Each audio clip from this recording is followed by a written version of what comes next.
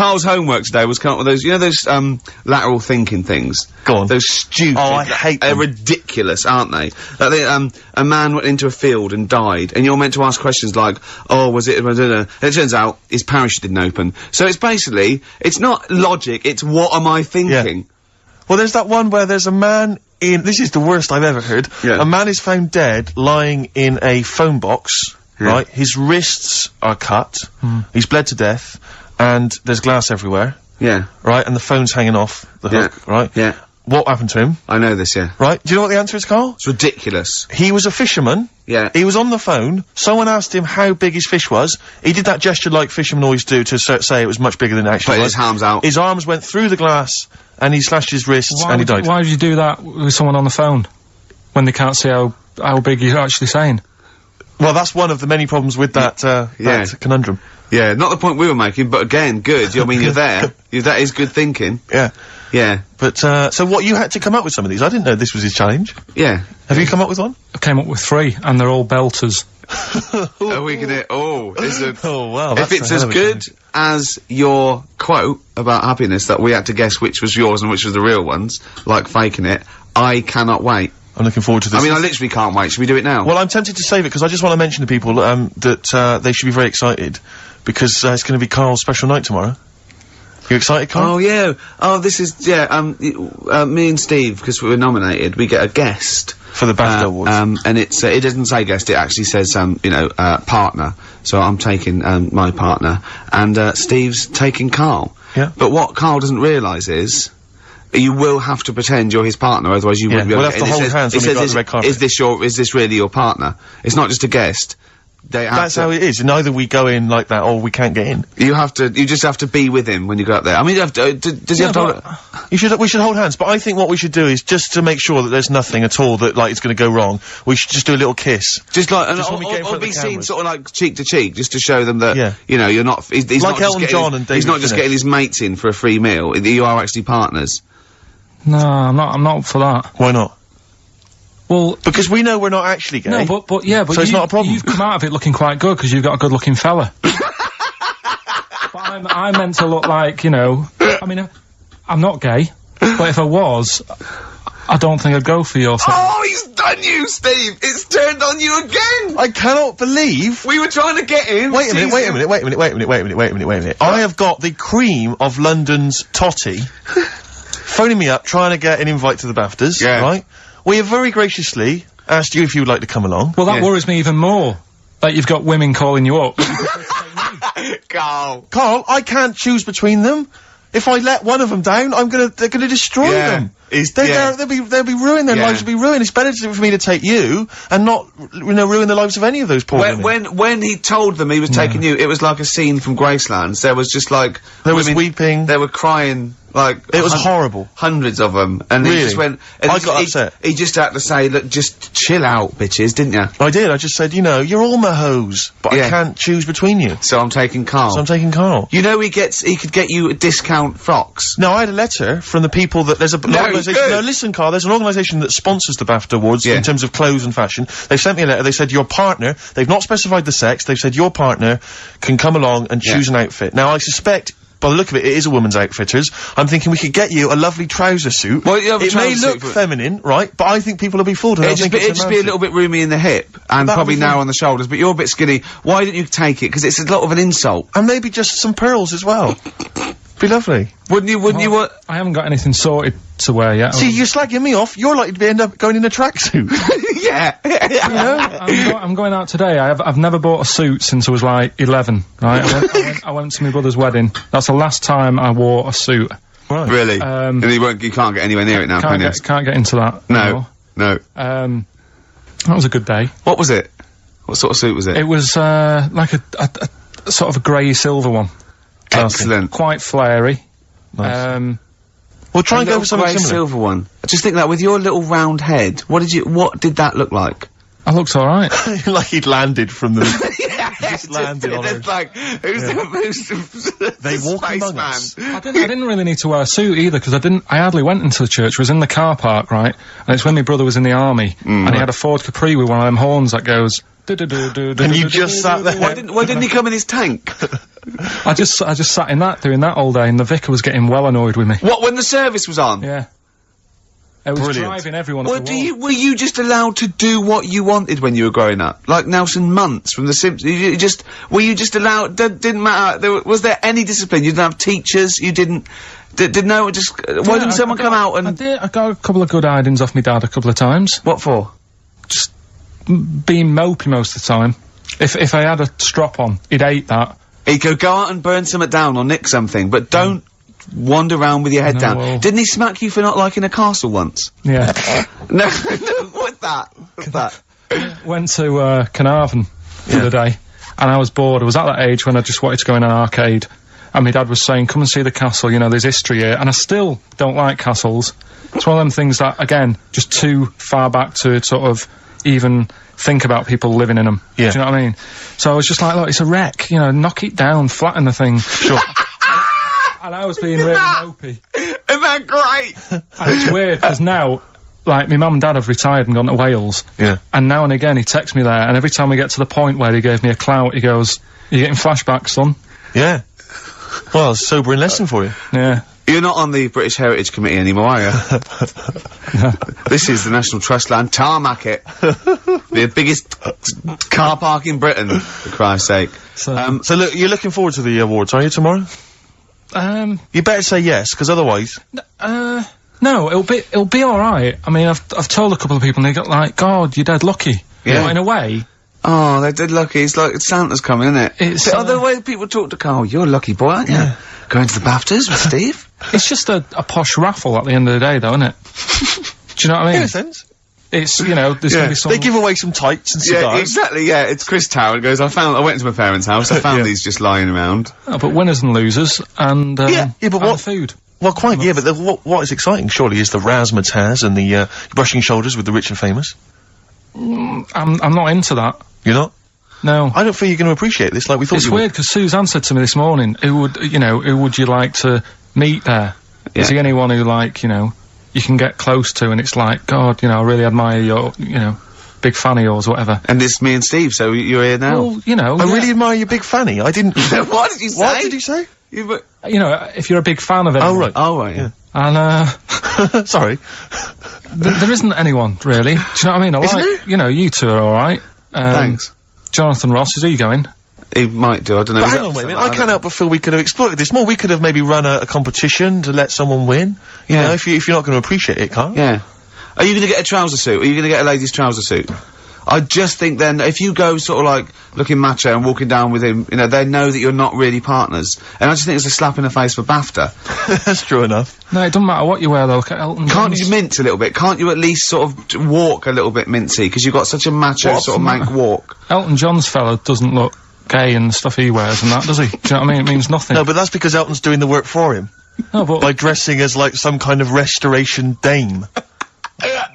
Yeah, I love the fact he dresses as Anne Widdecombe for special occasions. And has his hair done like her.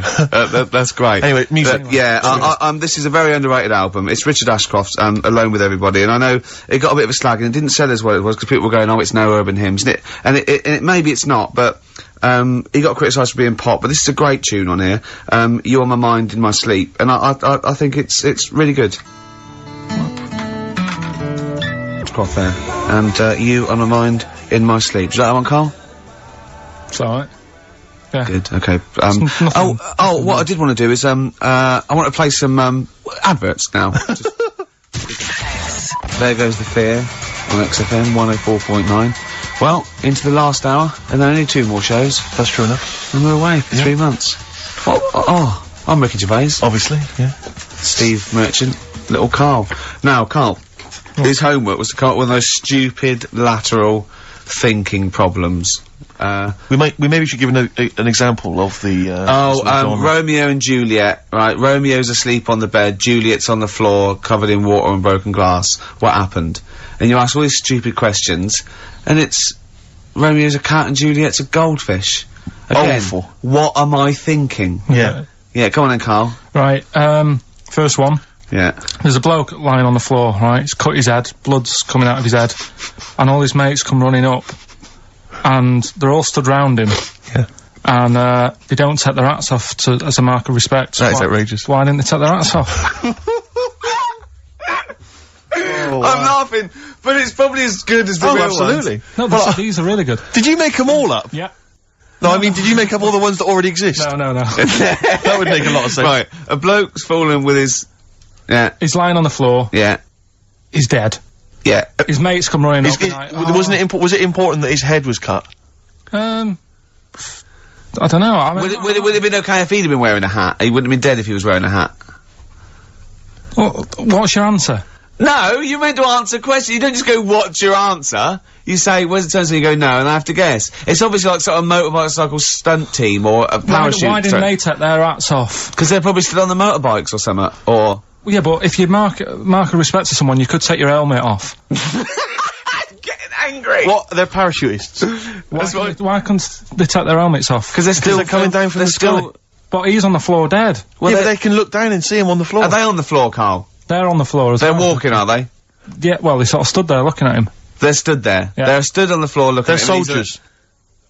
Why? But why? If Because it might be in a battle zone. They might have their helmets on, and he's been shot in the head. No. Well, that does work. You see, this is my point. That one works. That one works. Unless you've given us a piece of information where that doesn't work. What's the difference? Why is yours different to he's been shot in the head in the trenches and they're looking at him and they keep their helmets on?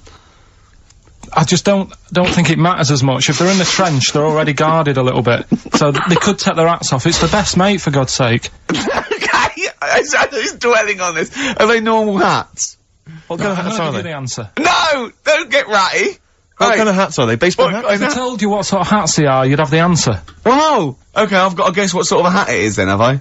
Right. Is it a trilby? No. Is it a bowler? I know what it is. What? They're spacemen. No. Oh, that's a good That one. one works as well. This is my point. I like that one a lot. It works. He's fallen on the moon, and not that the moon happened, it was set up, wasn't it, in the studio, we know that, yeah. Okay, Carl, what's your answer? Builders on a building site. Why is that different to soldiers? Because bricks don't fall in wars. But bullets fly! Right, next one. No, let's play a record and we'll come back to it, Carl, while you think about what you've done. Oh, yeah. You've embarrassed Let's yourself. play some classic Suede. Yeah, and this is for David and Kieran, I think, who wanted a bit of Butler at his best. Come on, crack it on. I hate you, Butler. Coming next, your next lateral problem number 2. Brilliant.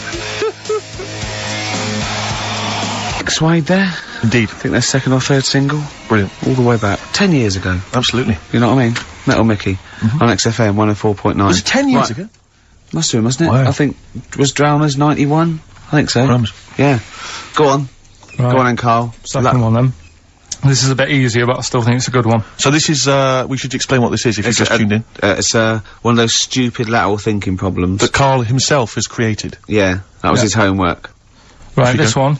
It's a fella. He has a normal day doing stuff. Nothing wrong with him. Right. And It's the twist in the tale. It's just like Tales of the Unexpected. Just a normal day, nothing wrong with him. Hold on, though, he's got the legs of a fish. Go on. So, that's why he's been hiding his legs. so Go on. he does his The normal... legs of a fish. Sorry, Carl, carry on. He has his working day and that, Yeah. and then he gets a bit tired.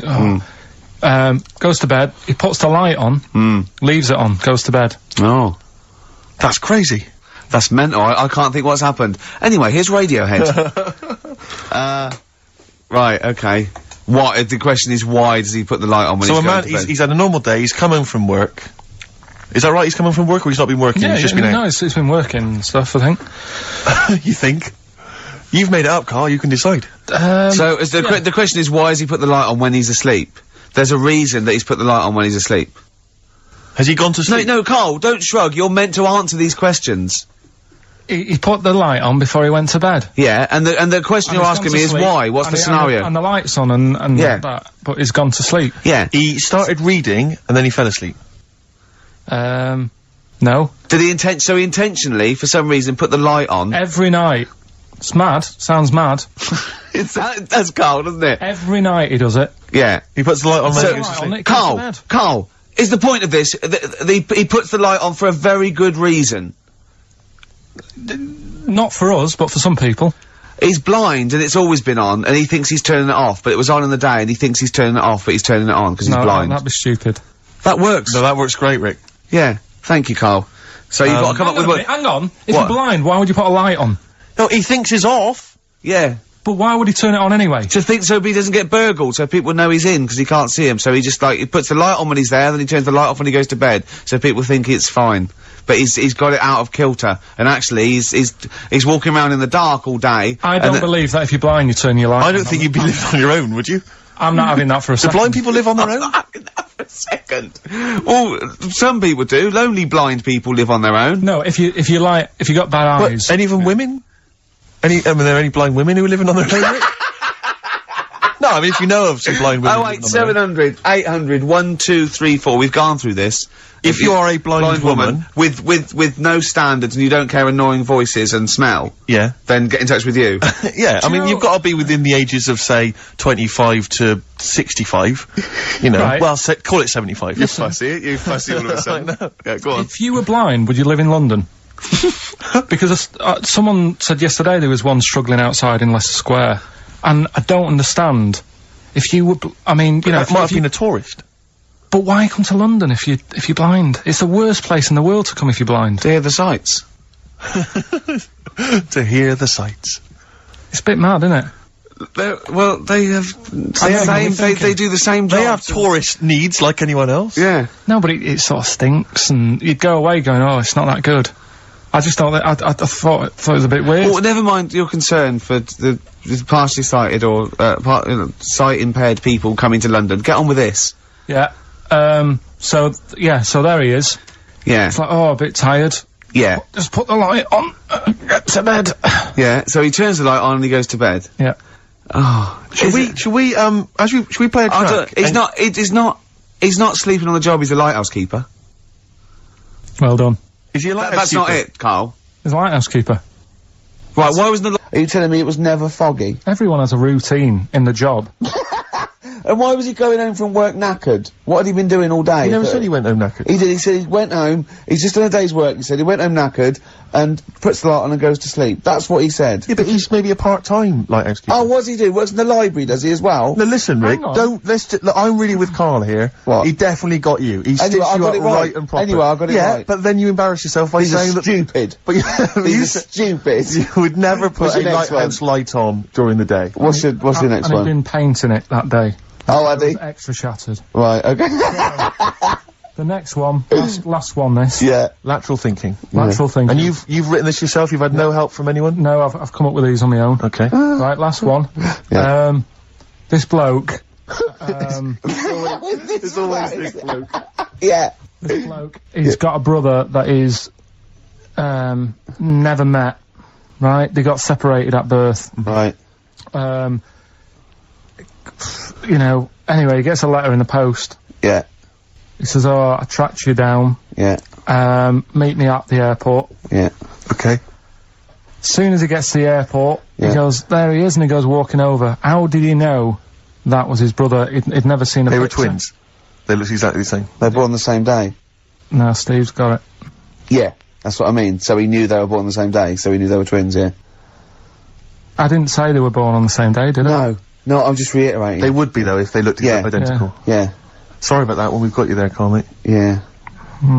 You're quite upset about that. That was 1 out of 3, though. What about this, then? Do you know that when, two brothers, born on the same day, of the same mother and the same father, but they weren't twins?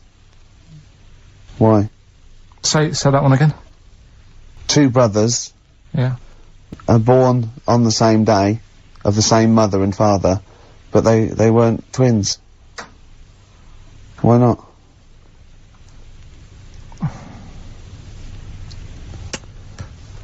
This is good radio. You see, the problem is I heard you saying to Steve, I'm going to do that one about the shark in the pool, so I'm trying to think. This has nothing to do with that one, though, is it? Clearly. Give him the answer, Rick. The answer is they were two of triplets. Right. I had another brother. So do you want to do the one about the shark in the swimming pool? Yeah. Okay. A bloke, just in his swimming trunks, walks into a swimming pool full of man-eating sharks. He walks around for a bit and slowly gets out the other side, and he's not bitten or anything. Why not? Because they'd already eaten. No, they're starving, hungry. He walked through the water. Yeah. He wasn't like a bridge. No, he actually was in the water, soaking wet, the sharks. He had like a metal suit on. No, naked apart from swimming trunks. There were real sharks. Real sharks. Swimming about. They Swimming were sharks, man-eating, hungry, yeah. They were really hungry. Yeah. This fella gets into the same pool. Yeah. It's the same pool. Exactly. He walks right, he gets in the steps, Yeah. he walks down, he walks Yeah. across. Yeah. He's in the water. Yeah. Up to his neck. Yeah. And the sharks are near him. Yeah, they're attacking him. They're attacking him. They're actually attacking him. But he still gets out, okay. Yeah. Walks out the other side. And hasn't got a mark on him. I don't know. Go on, Rick, what's the answer? Yeah, I was lying about the sharks. There weren't any sharks No, I there. was lying about the sharks. Completely lying, just made it up. Just an empty pool. That's just stupid. That's our point! They're rubbish. Oh, dear. Oh. Oh dear. Rubbish. Oh. Look at his face! He's so offended. Oh, offended and confused. Come on, play a song. No, go on then. Good Fortune, PJ Harvey on XFM 104.9. I'm Ricky Gervais, obviously. Steve, Carl. I've got a real one for you. This is a logic question, not a stupid one. Just very quickly. Go on. 10 black balls in a bag and 10 white balls in a bag. Yeah. How many balls do you have to pull out to ensure you've got a pair of the same colour?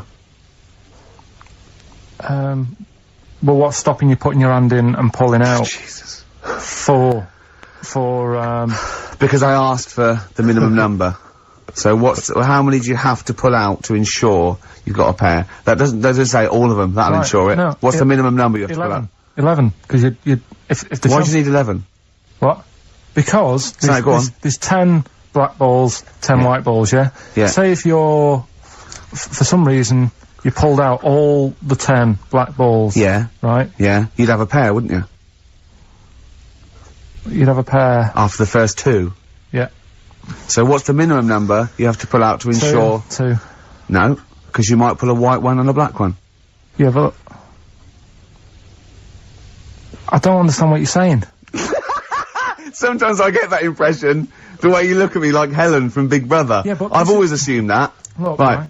What's the minimum number you have to pull out to ensure you have two of the same colour? 3. Yes. Yeah. Yeah, that's good. Yeah. Yeah. You can use that one. Yeah. That's a good one. So what's the minimum number you have to pull out to ensure you have 4 of the same colour? Oh, God. 8. Was that a guess? I don't know. I understand the first one. We've done it now. Okay, alright, we'll leave it get there. that, it's good. Good. Okay. Now, White Van Carl? this is where we... Oh, that's too much. You'd have seen his face then, Steve.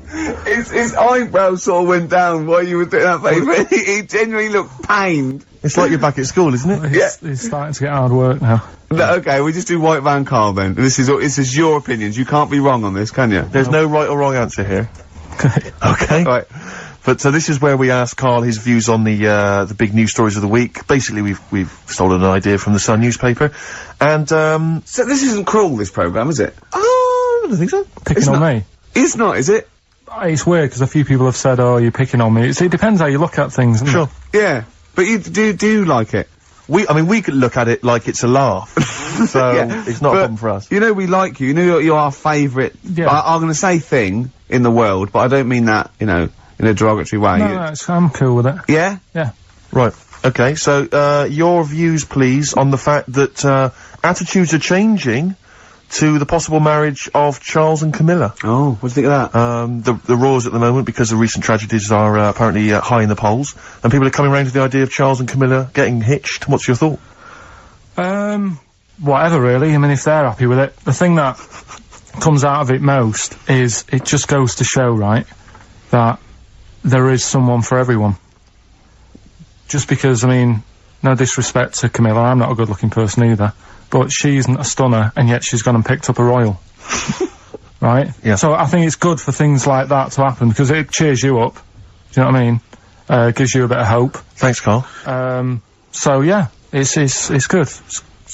You know, if they're happy. If anyone's happy, it's a good story, innit? Yeah. You know what I mean?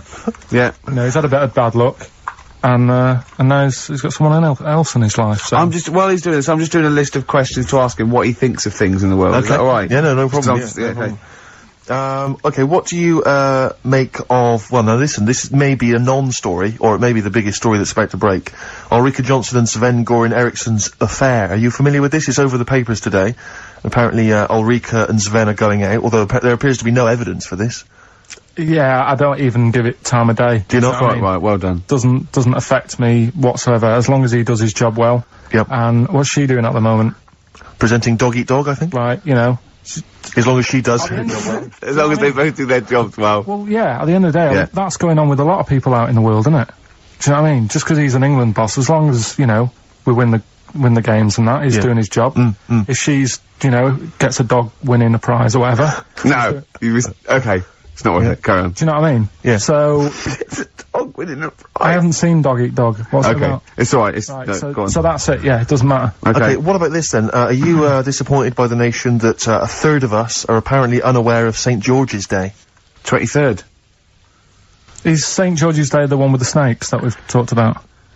No, that's... Are you one of that third, do you think? St. George is the patron saint of England who, killed the dragon.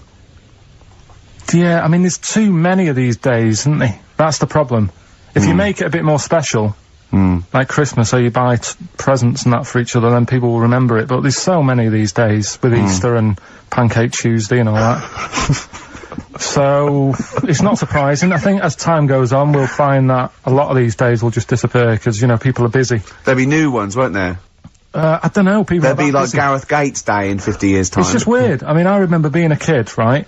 Going out on a Sunday and shops would be shut because it was like, you know, the day of rest and all that. People don't care now. It's like, well, we can make some more money, we'll open the shops. Yeah. Do you know what I mean? It's Is that a good or a bad thing, Carl? It's good, because I remember I used to have to get up early to go and get some bread if we didn't have any in. Because the shop would only be open for a couple of hours in the morning. Yeah. Whereas now I'd be able to... Yeah, I remember that. Shops, and you couldn't get aspirin and stuff, Exactly. certain things, nightmare on a Sunday afternoon. Yeah. So... That's right, yeah. And pubs didn't open till 12. Do you remember space operas? Yeah. Yeah, shut up. Can I ask you something? Go on. Okay, I've got a little list of things. What do you think of, like, those pug dogs that are bred and they can hardly breathe? Evil. Yeah. What do you think of, gays? They're alright. Do you know what I mean? Just like straight people, you get bad ones, you get good ones. Exactly. Right? We've learned a lesson today, haven't Absolutely. we? Let's play a record. Yeah? What do you fancy? Bit of Radiohead? Yeah. You don't mind, though, if people think we're gay, for instance, when we go to the BAFTAs No, tomorrow? that's terrible. I don't want that happening. Why? Hey? Why? Because I'm not. That'd be a lie. I don't like lying. If I was, I'd say I was gay, Yeah. but I'm not. We'll say you were, just pretend. We won't get in otherwise. No. Just a little kiss and a cuddle. Say I'm a bit gay. No. I'm not gay. On XFM 104.9. Wow, near the end of the show, isn't it? You had a good time, Carl? It's been alright. I knew it wasn't going to be a belter today. Why? What do you mean? What's up with it? Because what happens, the last 2 weeks have been quite good, and we always tend to have two good ones, and then one that's just alright. Well, let the listening public be the judge of that. Well, yeah, What and the Sony committee. Yeah, what do you want to do? A clip show of the best... We should do that for our last show. People should vote for their favourite hilarious link. Yeah. And then we can put it together on a tape. Right? Is there a commentator there that wants to release the bit like, I love... Including such favourites as, do you like gays?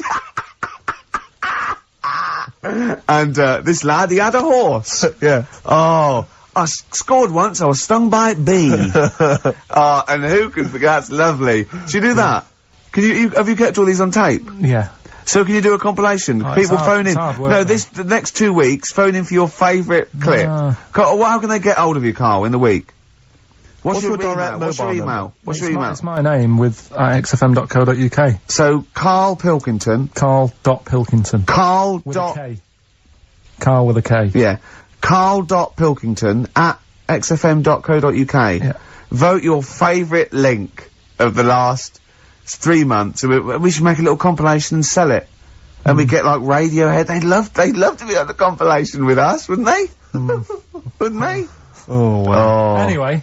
Yeah. Right, do you know, like, you're always giving me questions in the week, you're always saying things like, if I put you in this situation, what would you do? Like what? Like what? It'd be bizarre things. Like what, though? Say one. If you had to lick Barbara Cartland's face, Yeah. would it be the right cheek or the left cheek? Sorry, does Barbara want her face being licked? No, I'm just saying if that's what she's into, then I don't mind dead. popping... She's dead, yeah. So, Isn't she? Isn't she? I don't think she Just is. be careful, because you can't libel the dead, so I want to make sure she's dead before we start saying horrendous things. But I don't think she is dead. I'm almost certain No. she's not.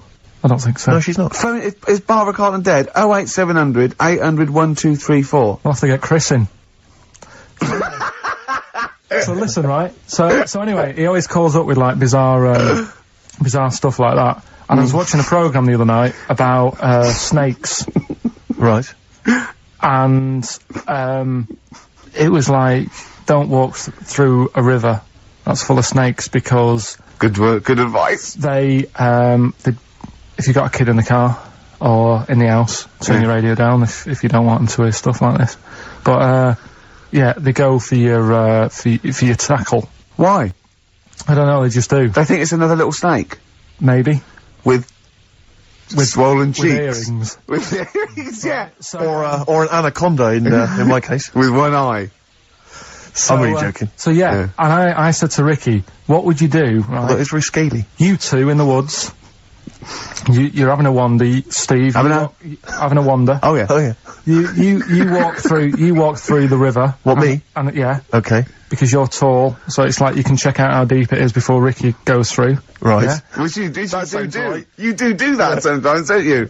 Yeah. But a snake bites your tackle, Yeah. Yeah. and Say penis. yeah, It's the correct word for I it. It's know, not but I don't- offensive. it doesn't sound nice. Say it. Say Yeah, it. penis, but I don't. Oh, like the you sound of it. dirty little... No, You dirty little slut, Carl. You're a dirty It's little... just one of those words. Right, Yeah. carry on with let's carry on. What's the story? I'm wandering through a river. Yeah, Yeah. and the snake Bites. your penis. Right. And You know Ricky, like, doesn't leave, like, WC1. Why on earth we're gonna be anywhere near a river where there's sort of... Well, anyway. Snakes. Yeah. anyway, Yeah. you are in this situation. Yeah. Okay. The snake bites you, and I said to Ricky, if it was a matter of life or death, would you suck out the poison? What do you think he said? Oh, and the bit I made, because he was thinking about it, you know, like, oh god, well, he's my best mate and everything, what will I do? And I said, and then Steve starts sort of groaning like he's enjoying it. I'm just trying to remember what I did do. What did happen in that instant? Okay. So I've been bitten on the penis by a snake. Yeah, there's poison in There's your no cock. poison in it. Yeah. I've had a go at trying to suck it out myself. Yeah. Yeah, but That's not you've worked. never mastered that I've never one been yet. able to master that. Yeah, yeah. It's just such a long spine and such a short, stubby knob that he's Exactly. got no chance. Yeah. Yeah. So, What so would I you have do? to get... He's even had lip extensions. Haven't you? Yeah, go on. And would Ricky suck it out? Almost certainly not. Yeah, that's the answer. Yeah, what he'd you let said. me die a I'd hideous, just- horrible I'd death. go, is there anyone you want a towel? Do you want me to call your mum and dad? Yeah. How should I tell them you died? Is they tell them I died taking a bullet for a lady? Yeah. Yeah, I was beating up some nasty people. Yeah. Would you at least run into the woods and try and find some kind of animal that could do it for me? Some Some of those monkeys look like they got a good technique. Right. Stop it. One more song. Yeah. Only time for song for the what's it? Oh, we got to share this one then. But we're doing I this thought one. there was two. No, we've run out of time. Well, this is in the Guardian because they print my favourite song is If You See a Sailor. It's If You See a Say Hello by Bob Dylan. Okay. A song for the ladies and lovers. Right, that's it. And I can't believe we weren't allowed to talk about monkeys giving blowjobs. Since when is that taboo? It's nature, Carl. They go absolutely mental. They love it. Scorpio Rising, Death in Vegas on XFM 104.9. About 1:05 Saturday. Here we are again then. Ricky Gervais, Steve Merchant, Karl Pilkington. I can't believe our luck. Oh, alright, Carl. Alright. Yeah, so what are we doing today then?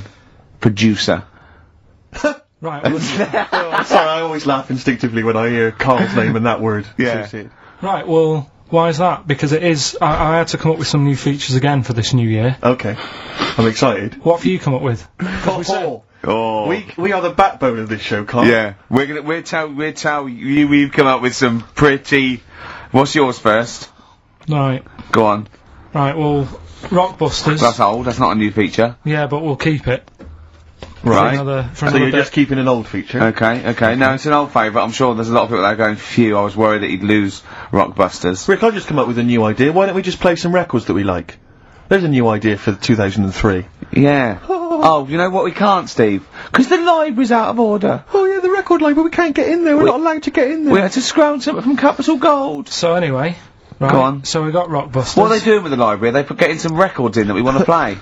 Is that their new idea? I know, let's get some records in Yeah, that we they're want to play. thinning out the Gina G. Yeah. Falling on Blondes, goodbye. Give that to Foxy. Go on, sorry, Carl. We'll do, we started Do We Need 'Em in 2002. Do we need them? Do we need them? Yeah. We'll continue that. Got a new one, haven't you? Explain that later. Yeah. Right. Yeah. And then the new stuff comes in. Ooh. Right. As always, I like to sort of get words and tweak 'em and stuff. Sure. Yeah. So I was thinking of either doing something with, there's a lot of weird rituals, isn't there?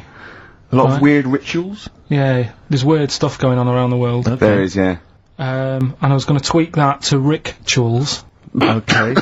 Right. Again, starting with the title, the pun first, then working out what it is. Well, I found some weird stuff. Oh right, so it's specifically Just stuff what? that goes on, like, rituals.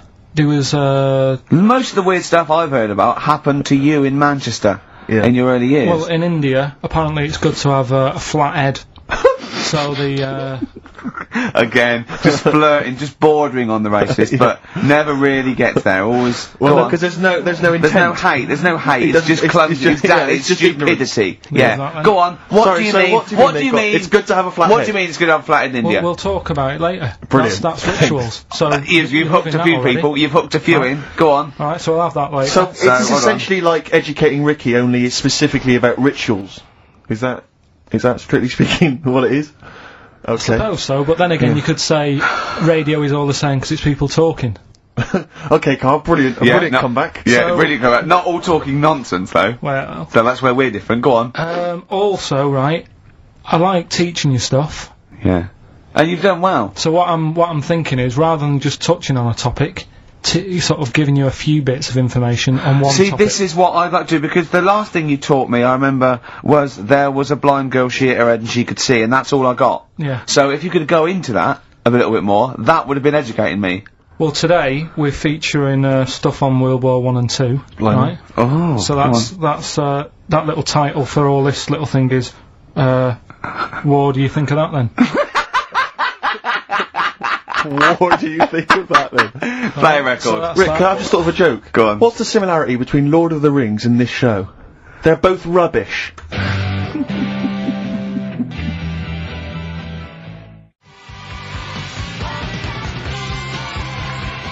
Watch that man, David Bowie off Aladdin Sane, my favourite David Bowie album. What's yours, Carl? Yeah, that one's good. Brilliant. So, right, we've got, Rockbusters coming up. Do you want to say what we've got to give away there, Not Steve? really, Rick. Is it really bad? Well, What's the film? What's the featured film? the featured film's not bad, I have to say, actually. You've excelled yourself there. Again, it's just one of those things where I think, what kind of XFM listener would want this particular goodie bag? I know before Christmas, Carl, you explained that the Look reason at we were Carl's giving away... face, he's disgusted, because he just said, I do a lot of work to get these prizes, and I went, no you didn't, I saw you, he went over to a drawer and went, I'll give that one, and that one. That's what work you put in. You nicked some, there's about 12 Jerry Halliwell videos, one of which we're giving away. It's Oh, sort of Rick, like, you've given it away! oh no! Yeah, if you'd like Jerry Halliwell's Body Yoga DVD, then, you know, that's one of the treats you can win. But it does, like, if you remember before Christmas, he said that, he was giving away a kind of bumper pack of gifts that you might want to wrap up and give to one various for people. Uncle, one for Uncle, yeah. one for Auntie. But obviously Christmas has passed, so I don't know really what your excuse is this time. You eat a lot over Christmas, don't you? Get a bit fat. Fair point. Yeah. So, Jerry Body Yoga is one of them. The recent, on DVD, the recent series of Wiedersehen Pet. Yeah. Well, no, could you give me that reaction again? Well, Rick? no, just give me that reaction again. Oh, yeah. Yeah, brilliant. And actually, I have to say, this isn't bad at all. This is the very best of the Stone Roses CD. Well, you can't knock that. You can't knock that. But I'll tell you what, we should play Elephant Stone at some point. Yeah, today, we'll have that. Go on. Madness. I think this is actually tunes from them and not from the musical, although it is tied into the musical. He went to see that musical. Really? Yeah, on New Year's, you know what it's like on New Year's Day, there's nothing to do. Sure. So you took go and see Suzanne some out. people doing Madness songs? No, I took Suzanne out for a walk, right? Yeah. Went round, Covent Garden, Right. past the place where it was on. The stage door was open, you snuck in. Well, I said Madness are alright. And because when you think about it, Madness songs are quite sort of musical anyway, aren't they? So you can't They're quite do- musical. Do you know what I mean? They sort He of... means they're Oh, like I a see, right, they're musical, like a musical. Knees Up Mother Brown. I thought it was alright, enjoyed it. Blur the musical would be good, wouldn't it? Blur the musical would be excellent. Yeah, little So, Cockney so Sparrow. what, you bought tickets there and then and just went in? No. They're not selling, are they? It was fairly quiet, because No. we only paid the lower price and we got upgraded for free. Nice. So... You enjoyed it though, did you? Yeah, I'd loved it. And would anyone like to come on stage with us? Yeah. The little bald fella. Yeah, go on, I'll give it a go.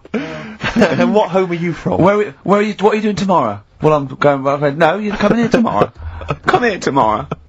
Is it not doing well? That's a disappointment. I don't know. I mean, it was New Year's Day, so maybe that's why it was quiet. Okay, well, if anyone it's hasn't seen this or didn't receive it for As Bono Christmas, said, all is quiet on New Year's Day, Carl.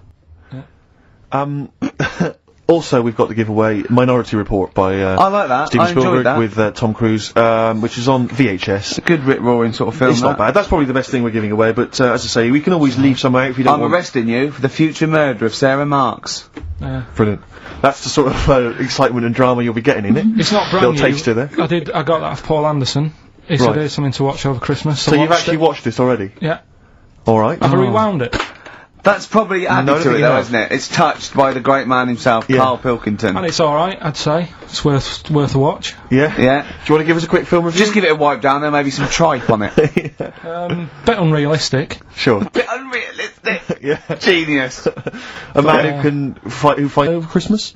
Oh. Because the last time I spoke to him, you hadn't bought a present for your girlfriend. I have to say, I was on tenterhooks all Christmas. Well, you changed it. After that show, I felt bad, even though I shouldn't have done, because... Because you hadn't bought your girlfriend a Christmas Yeah, but present. I said to you, I booked a table at a hotel in Covent Garden, had Christmas dinner there, which was nice, right? It's good food and everything. Doesn't feel like enough to me. Well, then I went out and treated some stuff, and then... No. A couple of days before Christmas, he went, I took Suzanne to that hotel we're going to go to for Christmas dinner. We had tea and cakes. And I went, oh, you treated her? He went, no, she paid for it, but I was just showing her what it was going to be like. That was her extra treat. She paid for it.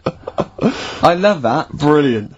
Yeah. Well, it was a dear, it was like 150 quid for a meal for two, which is pretty dear. So I'm not going to buy her cakes as well. I love that! Alright, love, have anything you want. You pay for your own pudding, I'm not mental. Yeah. So yeah. You treated her to some other Yeah, stuff. some bits and bobs. What? And So then yesterday- she chose them and you paid for them. What, the presents? Yeah. No, Or no. you chose them and she paid for them, but, you know, it's the thought that counts. I got them on the way home that Saturday. Well done. And what Passed did you some buy? shops. Well, just some bits. Might be personal, Steve. Well, I don't care. Just some bits. Yeah, Just but bits and pieces. leave out the personal bits. What bits? Just little things. And then yesterday, right? A monkey wrench and a new washer for the shower. Yeah. Some recordable CDs that you need for your job. Oh, dear. Now, when you gave those presents to her, did her face light up? Right. I don't want to tell you what they were, right? But she wasn't that impressed. You're going to tell us what they were now, tell Carl. us what they are. You even know what they are. She told you on Christmas Day. Hold on, wait a minute. But it doesn't matter what they are. It does matter what No, they it are. doesn't. It It doesn't does, Carl. It's you, mate. Of No, course it doesn't matter. Oh, God! Have you just remembered? Yeah! Right, but don't. There's no need. I've got to tell him, Carl. I really want your permission because I don't want to be I know it's not, but we know it's not that embarrassing. It's really quite sweet. Yeah, but in a way, right? The way I look at it is, right? Christmas, even when I was a little kid, right? Is not. Please let me tell him, Carl. Well, let me just tell you first, though. Oh. Let me tell you why I didn't go all out on the old present front. Alright. Justify yourself. Right? Oh, First God. of all, I've covered it up since then anyway, right, with that present, because I bought some shoes yesterday, and she did say I'll give you the money for them, but when I get home I said it's alright. I said you can have them, right? So not only did I buy her some food on Christmas Day, I got shoes. She's probably had a And they treat you like a horse. Yeah. It's not like, there you go, there's your shoes, there's your food, right, bed down, see you later. Yeah, but what I'm saying is I she's have done... fed and clothed Yeah, her. did you comb her hair? She's done well this year, right? So, the thing She's is... done well this year. It's like you're a single parent living on a council estate with a smack problem, and you still managed to buy them some Lego. When I was a kid, right, it wasn't about what you got. I remember one year when I was about 8, right? Oh, it's going to make me cry, isn't it, this? No, it's not. I'm just saying the way it is, right? I woke up at about 4 in the morning, and I was like, oh, what forgot? And I couldn't sleep. I was that on edge. It's the excitement of Christmas, isn't it? It's like, oh, what's wrapped up? I need to know. Yeah. And it's the fact that people are saying, no, you won't know until tomorrow. Yes. That annoys you and winds you up. Okay. So I got up at 4 in the morning, opened my presents, and then went, right, I know now, went back to bed, had a great sleep. Yes. Right? So it's nothing to do with the excitement of what you get, it's the excitement of not knowing what you've got. And then what happened when you got up to go down with the presents? But hang on, so what you're saying to me is that you could wrap up a brick because the thrill of Christmas is in hoping and being excited about what it is, not the actual gift itself. Yeah. Is that what you did? Rick, did you get a brick? No, let me tell him now what he got. He got her a present, right, and she said, she came, I said, yeah, he got me. It was an industrial-sized packet of condoms. It was a joke gift. No, it wasn't a joke gift. It wasn't even a joke. I went home that Saturday after here, past Boots, thought, might have something in here. They were on, like, value. Right, you passed the makeup. used? Right, Passed the makeup, you passed all the other... Past the makeup, stuff. past the lovely vanity cases, the foot spas, Exactly, yeah, the bathroom hold on. How much are these, love, for 100? $4.99. Yeah. Do I get them reduced if I buy in bulk? So how many did you buy? What was it? I don't know, probably about 100. Right, okay. And is she allowed to use those with anyone? Did you wrap them? Could she just go out and have a wild time? Well, you don't need to wrap, they're already wrapped, aren't they? Oh. And then what did she say when she opened them? No, wait, Carl, what did she say? Right, play a record and we'll come back to this. Oh, you're worse than my father, that's genius.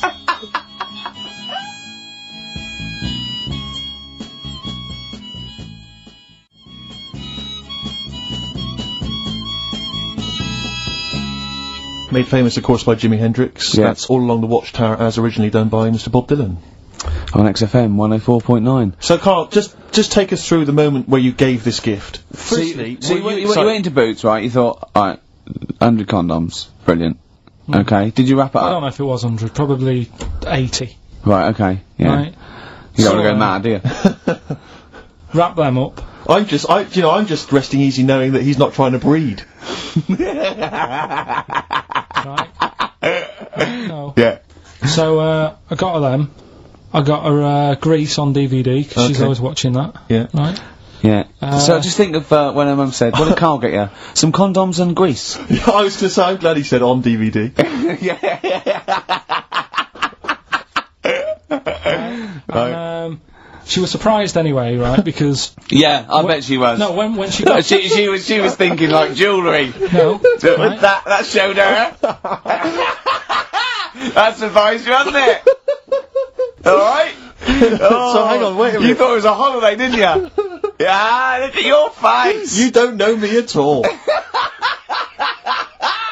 So hang on. So did you give these on Christmas Day? Right. What happened is she got in from work that Saturday, right? And I said, look under the tree. Knackered. Oh, at least it's Christmas. Yeah. At least I'm gonna get a little bit. I said, look, you got some stuff under the tree, right? So, did you give her a sugar lump? Right, she was really chuffed with that. But she said she was a bit puzzled because I didn't know we had any wrapping paper, right? So I ended up using wallpaper. You didn't take it off the wall though. You had some. No, it was some left over, right? So she said, why have you used wallpaper? I said, well, I didn't have any paper and you were getting in a bit and I wanted you to have a surprise. So she said, can I have a feel of them? I said, no. Presents. She thought, right, I've got the right thing. Yeah.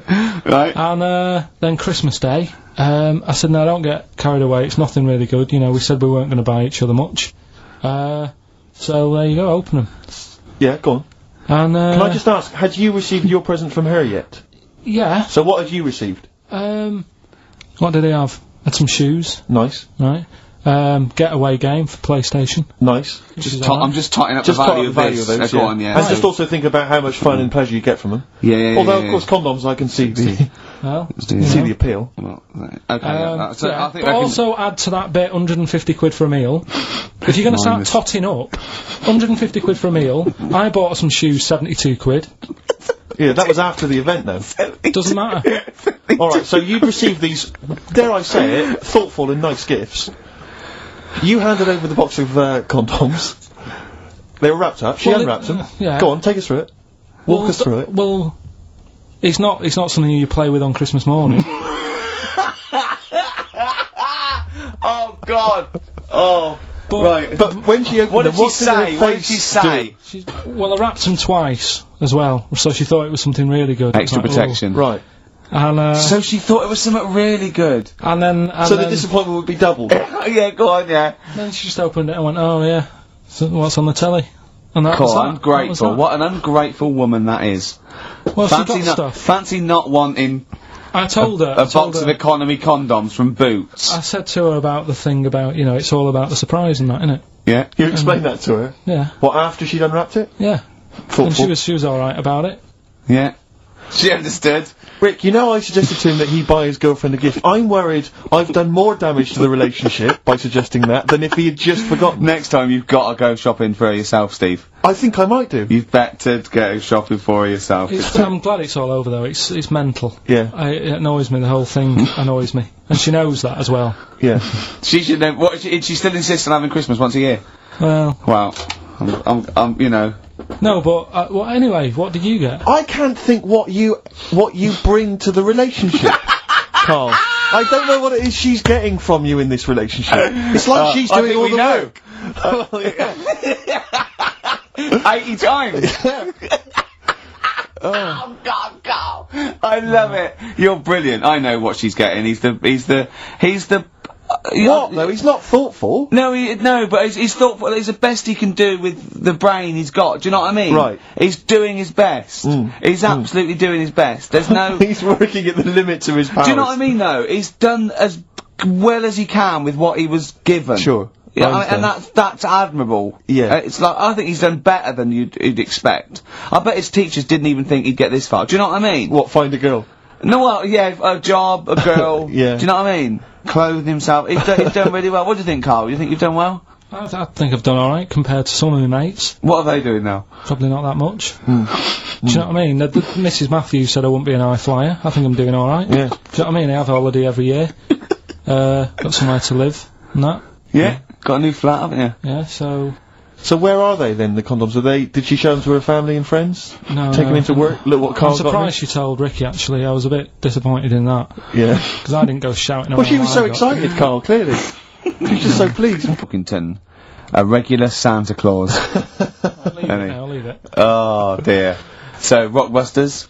Rockbusters, first one of the year. Do you want to explain it? In case we've got some new listeners. Might have. You never know. Chance to win some stuff. I give you like a cryptic clue and some initials, and it sort of makes up a band. So an easy one that we did at the start was an exploding pet, AK, atomic kitten. Yeah. Right, that's how it works. So there's 3 of them. It's email only. You email in ricky.gervais@xfm.co.uk and you win all that stuff Steve was talking about. Right, first one, £42 for a torch. £42 for a torch, that's a bit pricey. That's D. Right? That's D. Yeah, right. Just give us it down. So £42 for a torch, that's a bit pricey, isn't it? Right. A little bit of enhancement. Yeah. Bigging up his growth. Oh, okay, God. that's D. The second one, he'll fit some chocolate to your feet. Say that again? He'll fit some chocolate to your feet. Is that he will fit some chocolate to your feet? He'll? Yeah. He'll fit some chocolate to your feet. And the initial there is A. That's A. Yeah, and the third and final one, do you think your kid will get that strawberry for me? Do you think... Say it again? Do you think your kid will get that strawberry for me? That's WP. Right, now, I'd just better warn people. You really got to get into the mindset of Karl here. These are not real cryptic clues. These are not cryptic clues that you do in the Guardian or the Times crossword. There's usually something wrong with them. It is usually, what's the word? Completely change the word in order to make it fit. Yes. Often. So just be careful. Don't be surprised. Exactly. Okay. Do you want to give us them again very quickly? Alright, first one, 42 quid for a torch. That's a bit pricey, isn't it? Alright, that's D. Second one, it'll fit some chocolate to your feet. Can't think of any. I can't think. That's A. And do you think your kid will get that strawberry for me? WP. Right, so Ricky.Gervais at xfm.co.uk. Some great prizes to be won. Yeah.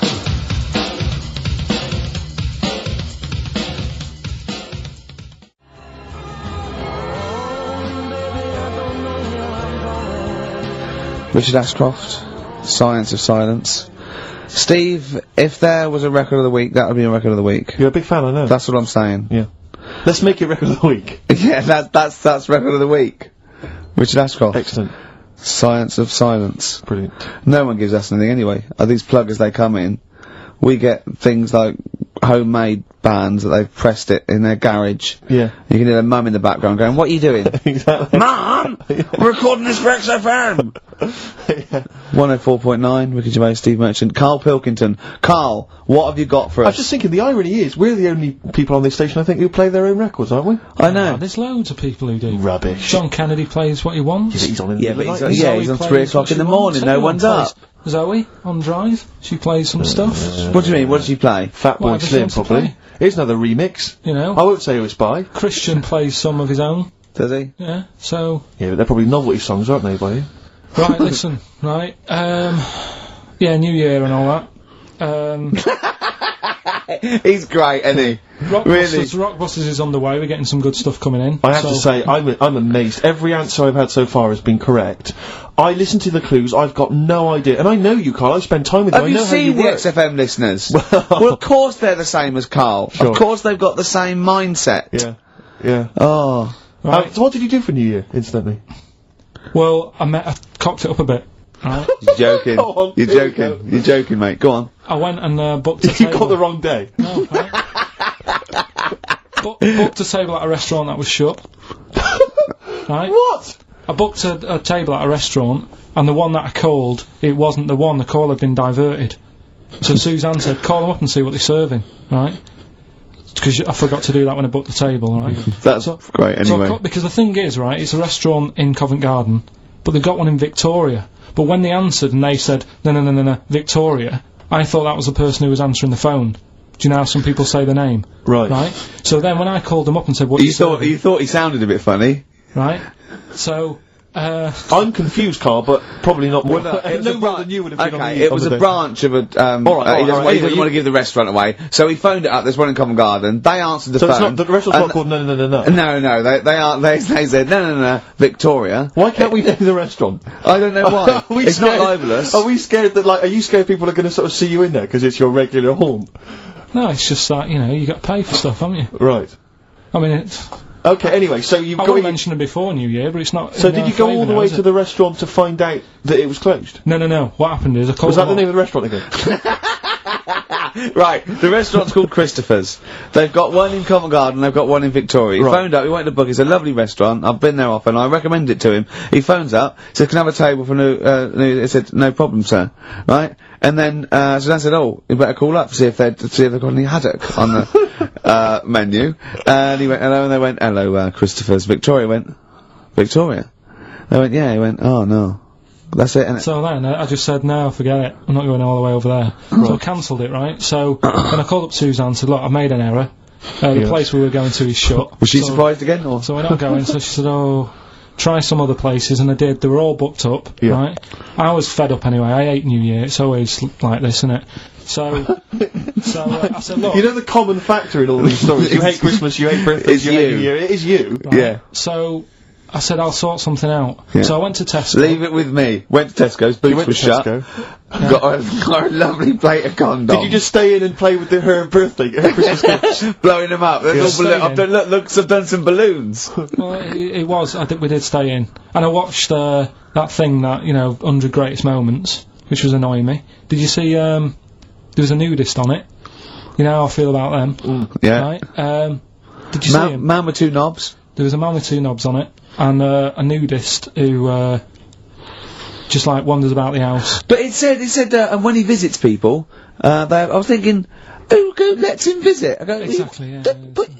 But he must go there with trousers on and go, hello, lovely to see you. Can I just pop all these off? Well, not really, no. And I tell you what annoyed me the most, they had a white sofa. If you were a nudist, you'd get a darker one. Right? So anyway, right, so we ended up watching that. That annoyed me. And then, I was tired by about 11, and I said, oh, let's go to bed. And she said, you can't. And that annoys me, the fact that, because it's New Year, you got to stay up, and it's like, well, why? Can't we just... They should bring it forward, so in case you want to... quarter to 10. Well, you stay up, and it's like my eyes were dead heavy, and I was like, oh, I want to go to sleep. So just stay up, and then it's midnight, and you go Happy New Year, then you go to bed. Yeah. Well, not everyone, Carl. Some people have a little party. So it's over with anyway. Yeah. So, are you 86 years old? 86 on my nerves. Do you ever enjoy... You never seem to have any fun, Carl. This is what disappoints, this is what worries me. I feel like you're going to die... You're here, Carl, with us two. We've got three, as I was just saying to Steve, three of the greatest comedy minds ever in one room, and Steve pointed out, since the goodies. True. Do you know what I mean? Yeah. Well, I mean, it should be party central. Yeah. So anyway, right, so this is when I spent time thinking of new ideas. Right. So that's when I came up with, what did I come up with? Rituals. Yeah. This is about, it's good to have a flathead in India. And just run us past that. Yeah. It's good to have a flathead in India. Is that it? Well, what they do is they put wood round your head and sort of clamp it, and the flatter head you've got, apparently the more attractive in some part of India, can't remember. So that's a ritual. So I don't know where to start with this. No. Well, leave it. We'll be doing that. Well, we've done it. So that was the first one, wasn't it? That's not for this week! Right. We've also got Do We Need 'Em, which we carried on from last year, which is finding out, what animals we need in the world, which ones we can get rid of. I'm talking to experts and that, finding that out. We're doing Rockbusters, that's underway, we're getting emails in. And, what do you think of that then? What do you think of that then, of course? I love this, that he treats this show like it's a checklist for what he's got to pack for holiday. Yeah. Do you know what I mean? He just goes, sun cream, yeah. It's all like, it's done. Look at his face! No, but I try and come up with stuff that people will remember and go, that's interesting, I'll tell my mates that in the pub. Another one I'm thinking of doing, do you know the film Around the World in 80 Days? Ooh. Around the World in 80 Gervais. And what I do, I give you, like, little, things, like, little bits of information about countries, so that if you go, you'd go like, oh, I don't want to go there. It's a terrible thing to say, and I apologise. I can't think of the PC word for it. But I think Carl is slightly retarded. Yes. I was just thinking the same, yeah. Yeah. Is there something we can do about that? Just play a record, just keep the... Could we get ourselves registered as a charity? I think so.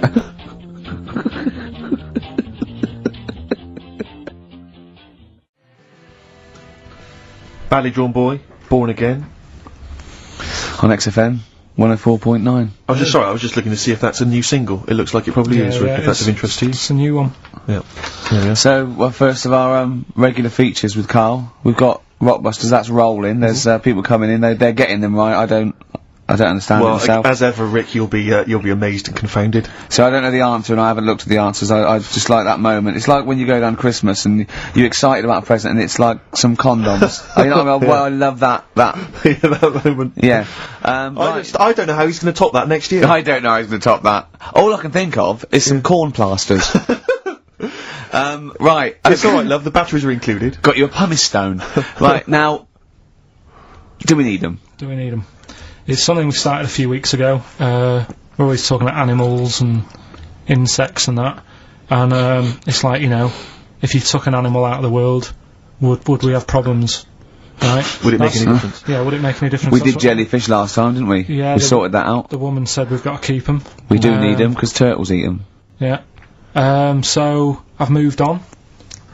Octopus. Do we need the octopus? Yeah. Let's find out.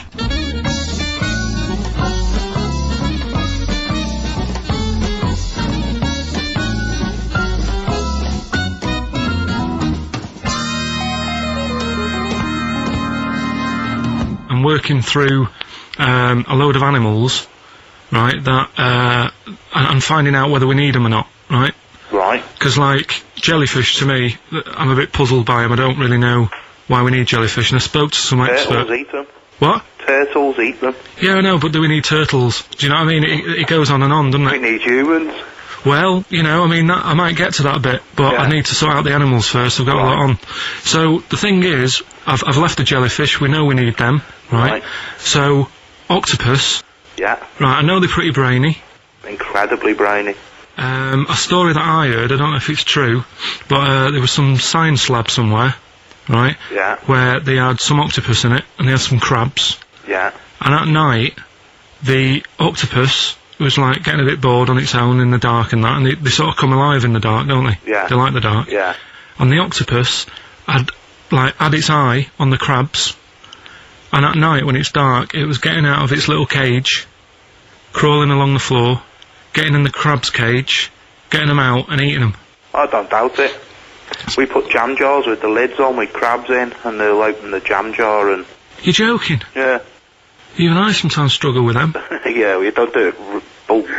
you don't do it really, really tight, but... Oh, right, so they're not that clever then? Well, they would, if they were strong enough, they'd open it, but they're just not that strong. Oh, that's mad. Right, I also know that if they get hungry, they eat their own legs. Yeah. Yeah? Yeah. They're deaf. Well, I don't know. Yeah. I don't really know. Yeah, I mean, they don't live very long. They can squash themselves into small jugs. Oh, yeah, they can go in a demi-john through the narrow neck and that. Why do they need to do that? Because they're the sort of crevices and holes that they're hunting for crabs and things through. So, would they be better if they were smaller? Do you know what I mean? I don't know. I really don't know. Yeah. But octopus then, if Noah said to you, you know, we're having a clear out, Yeah. we've got too many animals to look after and that in the sea, taking up too much room, Right. do we need them? I think there's other less useful things in the sea than octopus. Limpets, they could go. Limpets? Yeah, they just sit on a rock and do nothing for 50 years. But they're not getting in the way then, how big are they? Oh, not very big. Yeah, you see, I might come round to them, but I never think, oh, you know, I'm sick of seeing these limpets.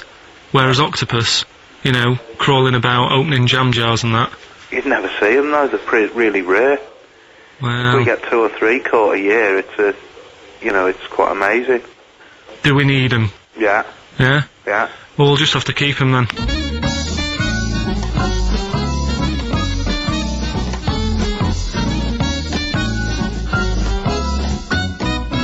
I love that Carl can confuse a scientist. Yeah. Yeah, because all systems of logic break down. I know, Everything they've ever even the learned. scientist was going, well, get rid of limpets. Yeah. That Now, is who was brilliant. that guy? I think his name was Chris, And where was he from? in a place called Megavissi, where I went one year. Megavissi. And is he, he's a scientist, is he? I think he's got a fish shop or something like that. He's got a fish shop. No, he doesn't. Well, like an aquarium type place. Oh, right. So, A fish shop. It wouldn't fish and chip shop. It wouldn't be past him that he, a Winkle store. He's got a Winkle store at Poole Harbour. Yeah, that's an expert. Oh dear. but what have you learnt from that then? Well, that, we don't know whether they're deaf or not, because the bloke in the chip shop couldn't confirm it. They eat their own legs. Think of That's that, a bit weird. isn't it? They eat weird. their own legs. Eat their own legs if they get hungry. Right. And they grow back, don't they? Yeah, I think so, yeah. If you eat one, they'll grow back. Yeah. And yeah, you can put them in little jars and that. If you wanted to. Yeah. It's just a bit weird, isn't it? It's like no, but do you know, like, you know, people have a go about being cruel to animals and that. But what he was saying there is, right, what they've watched an octopus do, they've got hold of a crab, right? So that'll be being stressed out because it's out of the water. Yeah. They've then stressed it out even more by putting it in a jar. Right. Which he didn't like. Which he didn't like. And then an octopus is crawling about on the jar. Yeah. And the crab knows that the octopus wants to eat it. Right? Yeah. So then it's having more frets. Yeah. Because of that. And then they let the octopus eat it. Yeah. I think that's pretty... Do we need crabs? Do them next week, yeah? Well, I want to sort out snails first. Right. What's your pitch with snails? What do you know about snails? I know that bats eat them. They can sleep for 13 years. Right. Can you believe that? Okay. He said to me, snails can sleep for 13 years. And I went, right. He went, thing is though, if it was a scientist, and he was, he was looking at it, and he put it in a quiet place, it might well doze off.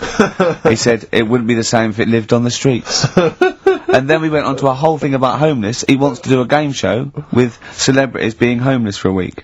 What do you think? Actually, I've got to say, that's not bad at all. It's not bad, is it? No. Right, do you know how, like, Lenny Henry went to the jungle? Yep. Right? And you've got, who else did it? John Lonely made slippers out of a bra. Right? So I'm thinking, like, get a celebrity and say to him, no, just because, I'll tell you why, right? I'll tell you why all this came about. When I was walking back from that Christmas meal that I bought my girlfriend for 150 quid. Lest we forget. Right? I was walking down Mortimer Street and there was an homeless fella there and it was like, oh, it's really, really bad. But the weird thing is, it was about, I don't know, probably about 8 o'clock. Yeah. No, about 9. Right. And he was asleep. And I just thought, do homeless people ever think, I think I'll have an early one tonight? Right, that's what got me thinking. It's a bit weird, the whole lifestyle of it, the fact that he had an early one. The fact, what, if it's a bit weird that he's sleeping not in a home, but on the street? No, it's just that if It's I was homeless, I'd probably stay up quite late. Because it's not nice. Do you know what I mean? What are you talking about? Just being homeless isn't a good thing, is it? No. People forget how bad it is. Yeah. Right. But surely sleeping gets you out of reality. They sleep because they're tired, they can't sleep very well, so they need all the sleep they can get. Yeah, but sleeping's nice if you've got a nice big bed. What, you think they can go, I'll stay up, I'll go to bed at 2, I'll go straight to sleep and I'll pop up at 8 when the alarm clock goes off? Well, it's just what I was thinking, right? So, I was thinking how bad it is, and it's, especially this time of the year, Yeah, it's terrible. It's the really worst thing.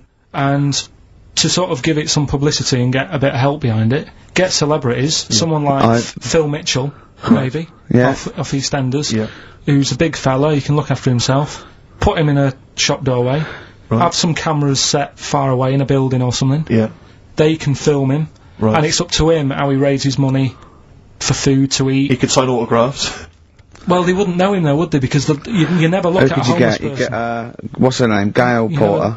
Yeah. Gabby Roslin. Right, yeah. Narinda from Big Brother. Yeah. Who else would do it? I got a game show Les idea Dennis, I reckon, I got a game show idea called On the Game. And, what happens is, you get Narinda from Big Brother.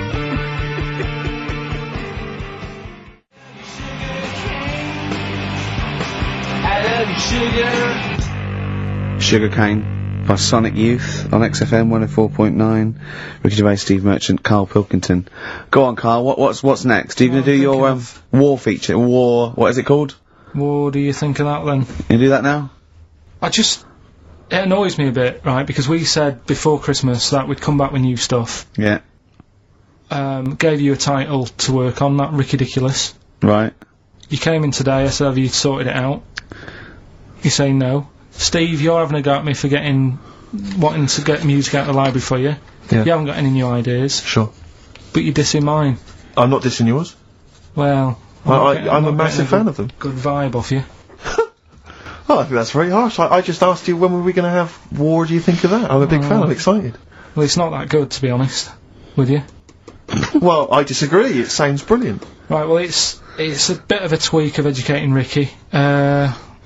Just some information on wars. Yeah. Okay. World War II. World War II, alright. The world champion chess player, he helped someone out, in the war. It's the detail I like. No, You know, it's nearly a history programme, isn't it? I was watching those repeats of The World at War. Yeah. That were on in the mornings, you know, incredibly Did detailed, you but lot- they've got nothing on Carl. Did you write a lot of that David Sharma series? He was able to use his skills that he has to play chess, because apparently chess is all about probabilities of, like, where a piece will be put. Right. And they got him in, and they said, "Can you help us out?" He said, "Yeah." And he said, "Right, where should we, like..." Hitler has just moved his queen.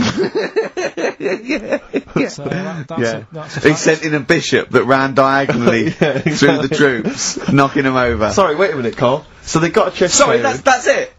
Well, yeah. It's just like, oh, what do you think of that? Again, that's not a story.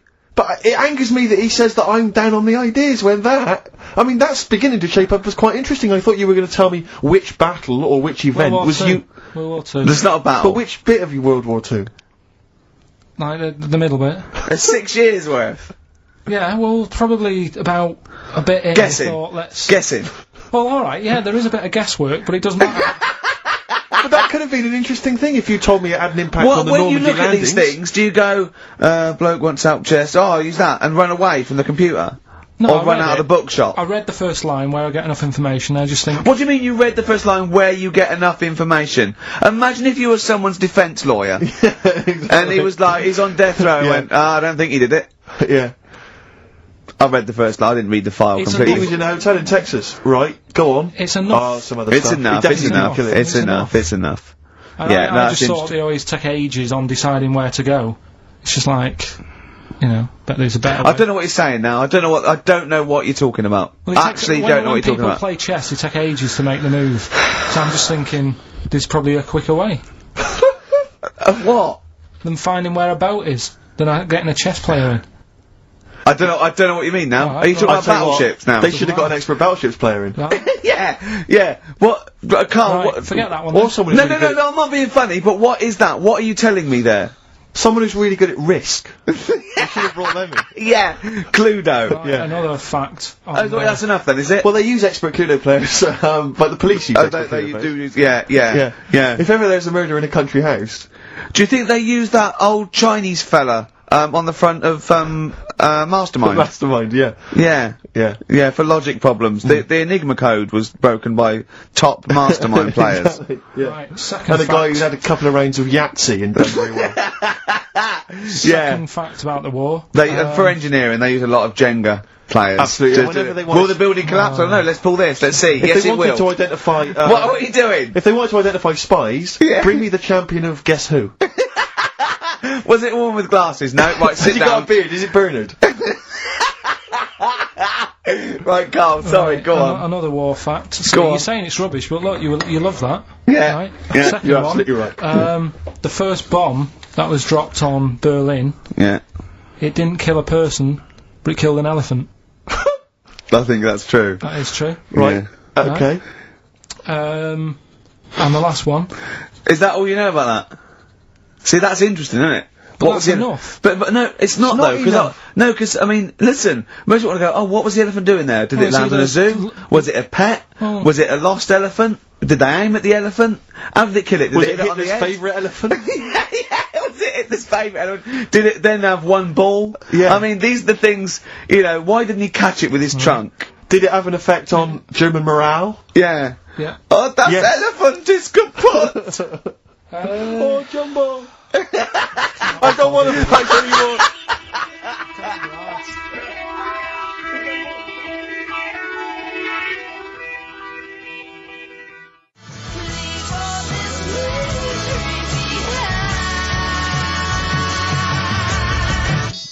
Turing Breaks, Painkiller, on XFM.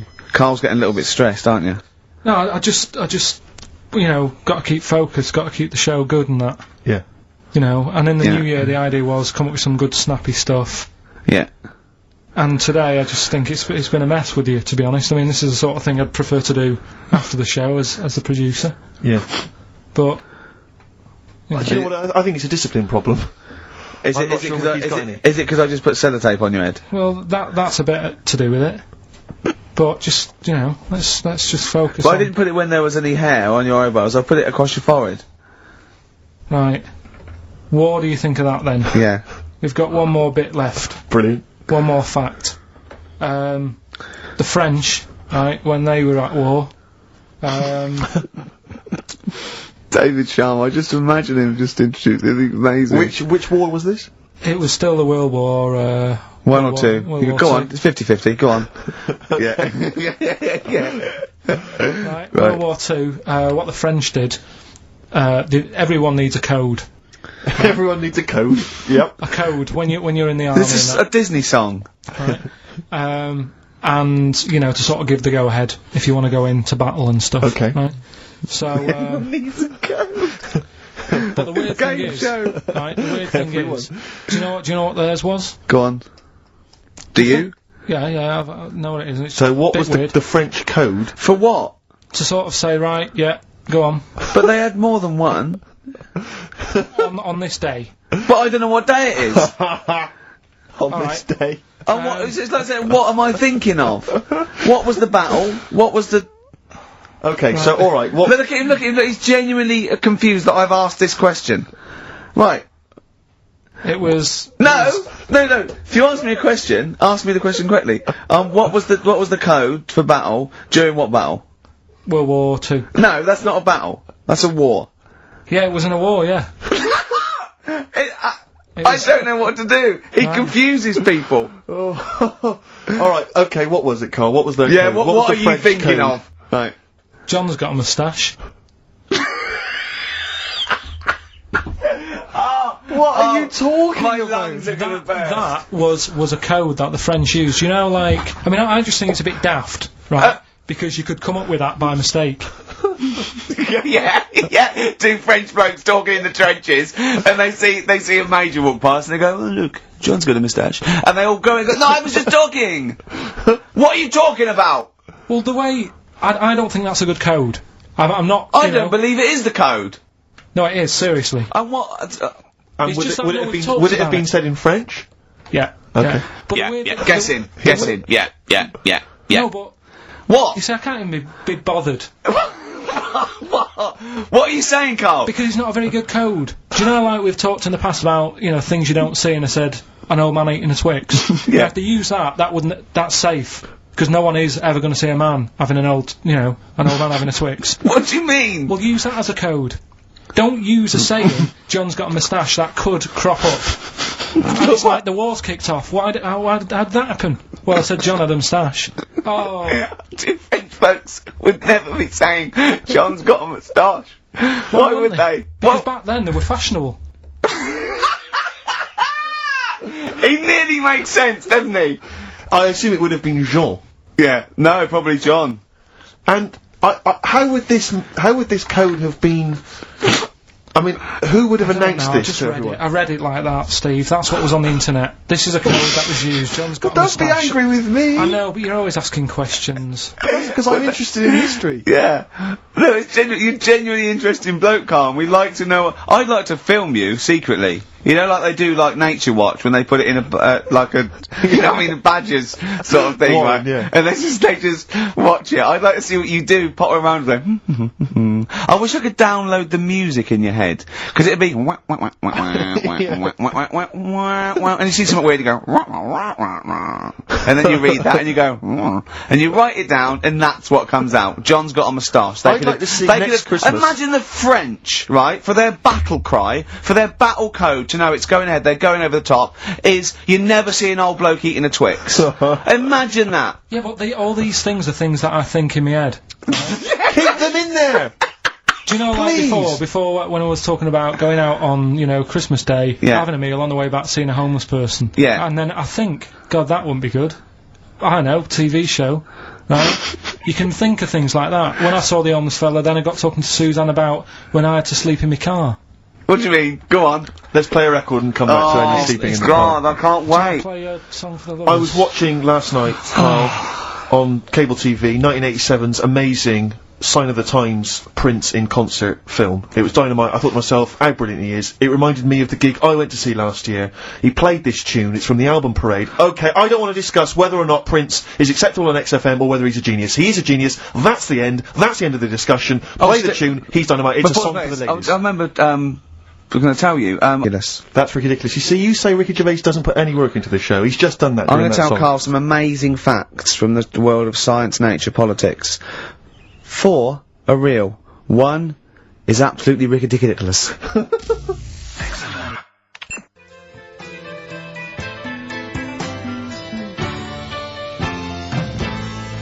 Cat Stevens from Catch Bullet 4 album, Sitting. Little interesting fact for the nerds. We got it down to 2 songs to do this intro music to The Office. It was that one and Handbags and Cloud Rags. We went for Handbags and Cloud. Interesting, isn't it? It is a fascinating fact, except of course I still feel we should use that one, except we couldn't because Cat Stevens' People wouldn't let us, or it was too expensive or something. I don't know. We re-recorded Rod Stewart one. That was too expensive. I still prefer that one. Yeah.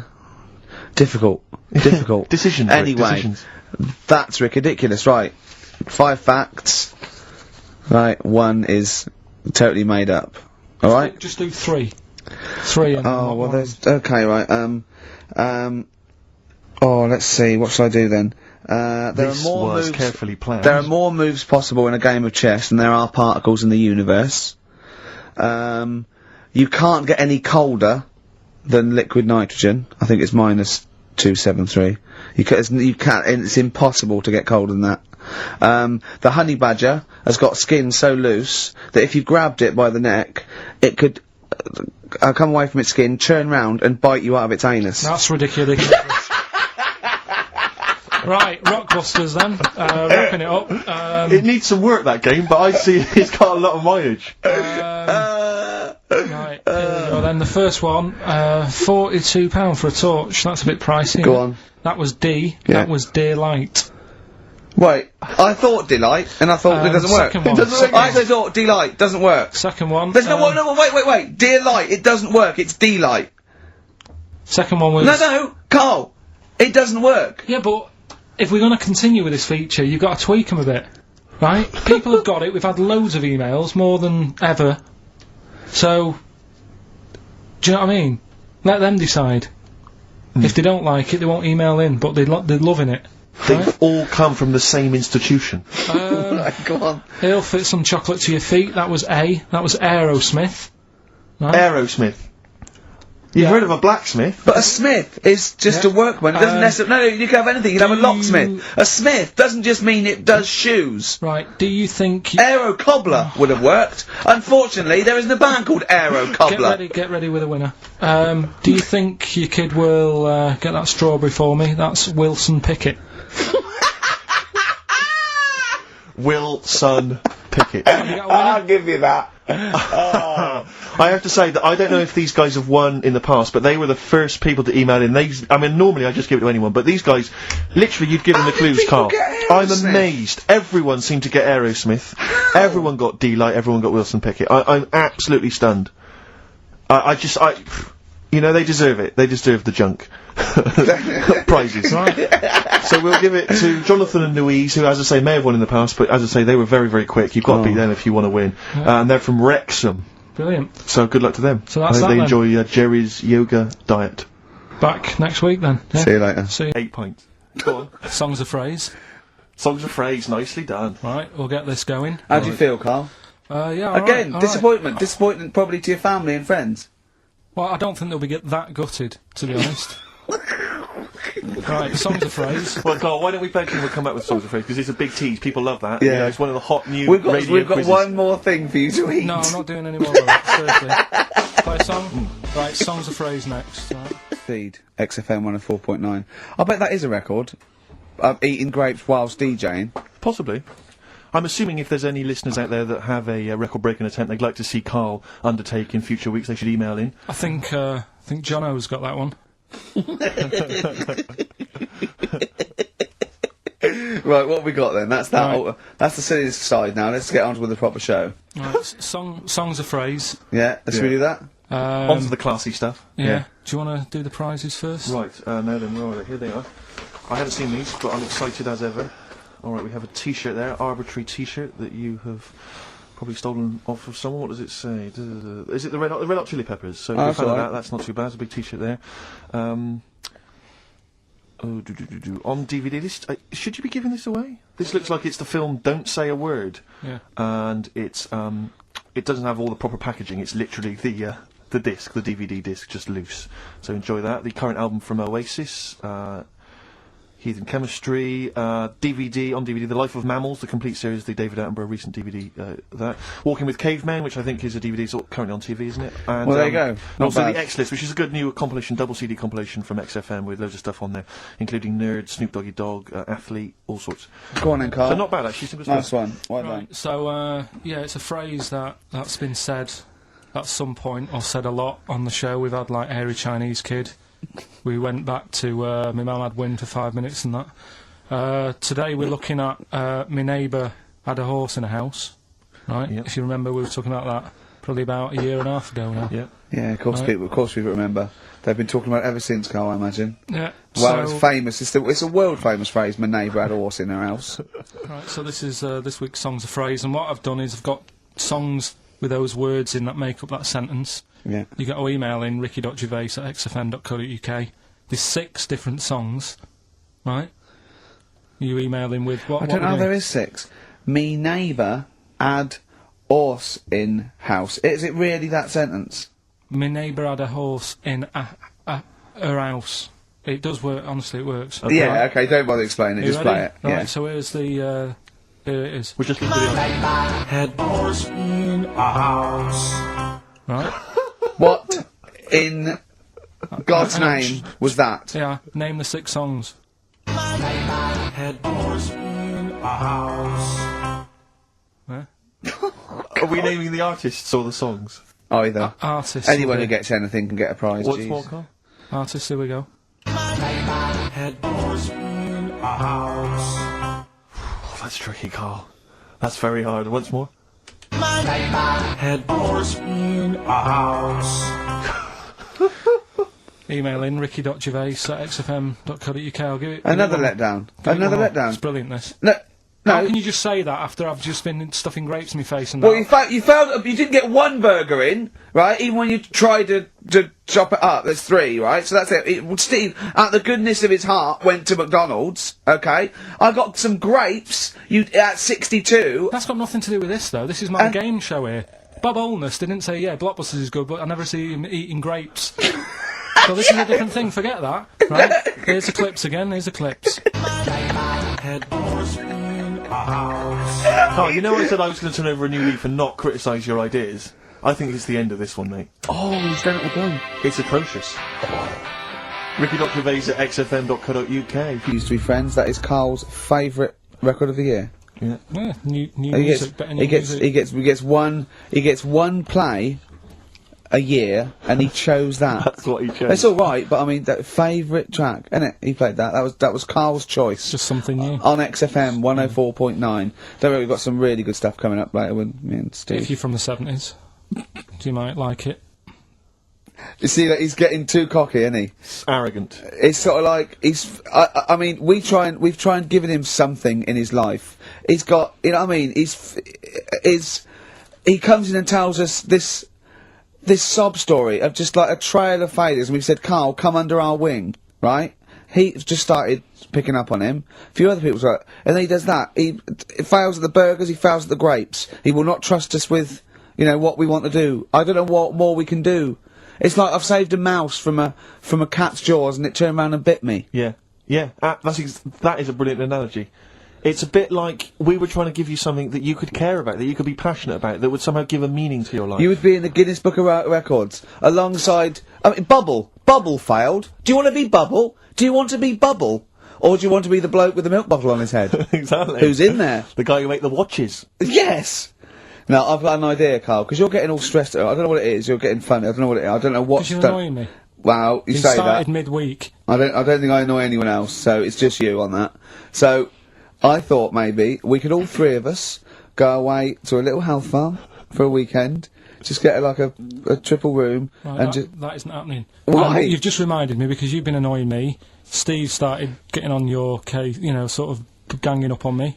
I'll tell you now, Steve, I just forgot. Remember a couple of weeks ago, you said to me that my pub quiz team is rubbish. Yeah. Right, well, it doesn't matter anymore, because you're not part of it this time. That's bad. That's bad, because it's interesting you say that, Carl.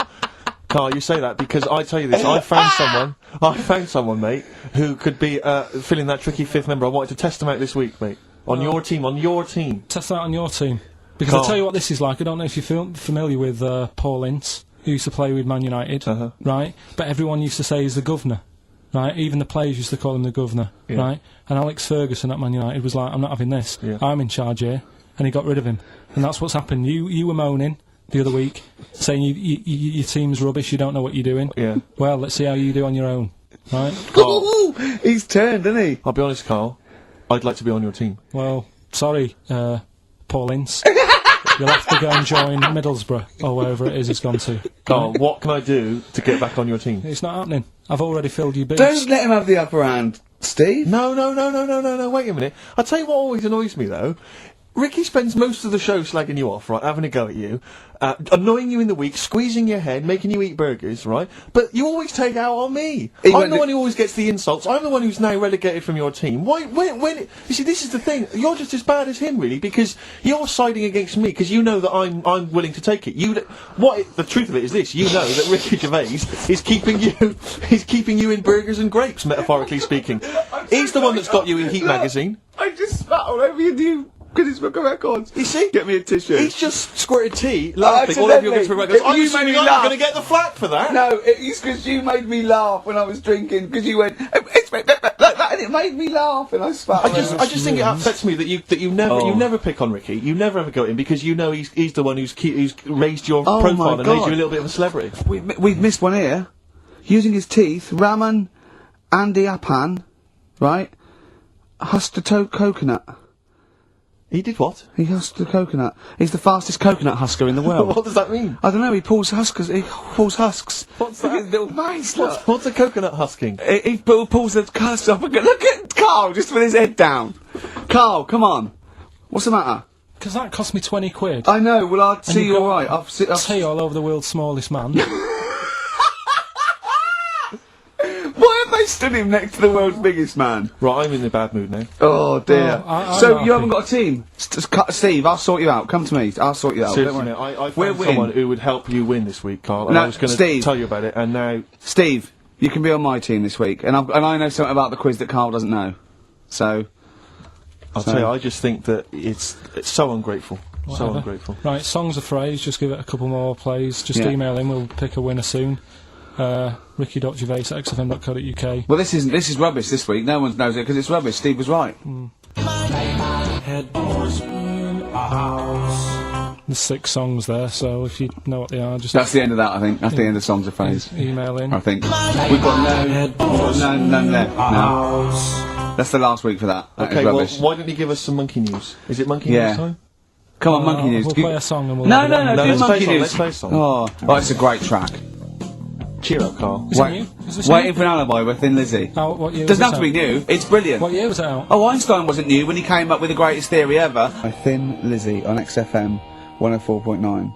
Right, okay, this is, with all the trauma in the world, I thought we'd come on to a little bit of it, and he's just brought it right down, little mank twat, whinges. No, but I mean, do you know what I mean? He's had a go at you, he's thrown you off his team. I'm devastated by that. That was the one thing I was looking forward to this week. To be fair, you were looking forward to telling him you were taking over the team, so it's sort of poetic justice. It has blown up in your face, to be fair. True, I was trying to squeeze him out of his own company. Yeah, you were going to try and get him out of his team. Yeah, well, it was a hostile takeover, and they clubbed together. To be honest with you, there's normally 3 regulars on his team. I got 2 of them on my side, one of which was his girlfriend. So I only had to work on him to try and get him to resign, and we'd have been away. Still, you know, we should give the prizes away. Yeah, well, this has been dreadful. This thing. We started off well with him trying to force burgers in his mouth, and then he'd come up with this tat. I mean, this is the end of this because it's. I mean, it was shoddy to start with. Now a duo couple, but this is not only. I'm just saying. This is what I was saying in the pub yesterday when you tried to be sick on my leg. I was saying, come up with new ideas if you don't like them, but you diss them on air. Well, it's just disappointing, isn't it? And right. What's that? I was disappointed when I was choking before. We were disappointed as well. Yeah, you didn't try. You didn't try with the grapes. You were just like chewing on that. You meant to just throw them in and swallow them. songs of phrase, it was 6 songs. It Yeah, sounded like this. boring. Had always been a house. Right, what are they? Just give you 6 answers. songs there. We had Lionel Richie, My Destiny, for My. Tricky. Neighbour. Oh, that's XFM. My Neighbour was Space. Space, Yeah. Neighbourhood. Had. Harry Connick Jr. Had to be you. Yeah. Right. Had. Your Neighbour had. A Horse. Horse from America. America, We had a horse. In the hand. In was Lisa Stansfield with Pathetic. In All the Right Places. Oh, pathetic. Did anyone get that? Did anyone get that? And no a one house got No one from got that. Animals. So that was pointless. All right. Well, Well, that's the most anyone got was 3, Yeah. and we're going to give it to Deborah, and that's Yeah. possibly Deborah and Kate. They Right. got at least 3 of those. So well done, Okay, Kate. well done. Yeah, there's prizes on the way. That's the end of that. So that's the no cheapest chimps, none of that anymore. What have you got left? You got the film to do? Let's see what you've done with the film. Hang on, I'd love to have some monkey news there. Go on then. Got any monkey news? Yeah, got some monkey news. Come on then. No, Rick, come on, cheer up. Well, it's a sort of like he moans that he's got too much time on his hands, and he comes up with that Okay. shite. Monkey news, the jingle, please. Ooh, chimpanzee that monkey news. There's been quite a lot of stuff going on. There was a few bits in that Guinness Book of Records book that cost me 20 quid.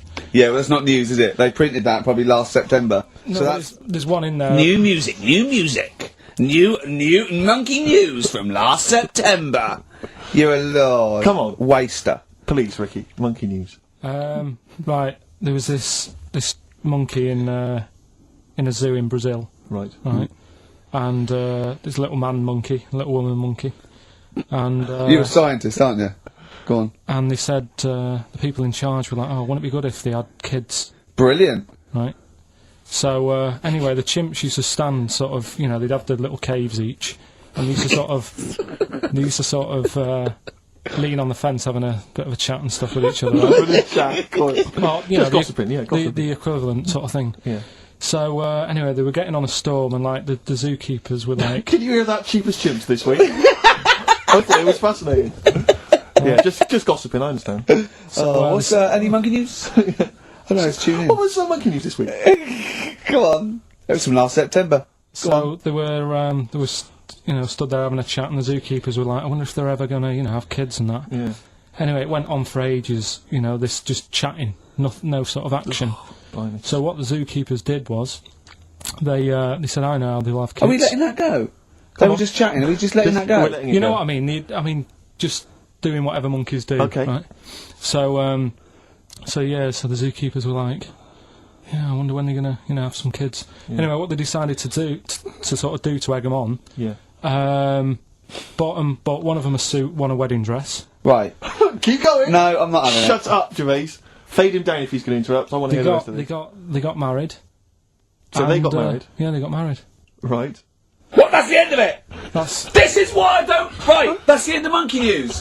That's the end of monkey news. Don't do that again. You've got no features left. why don't you like that? It's just not a story!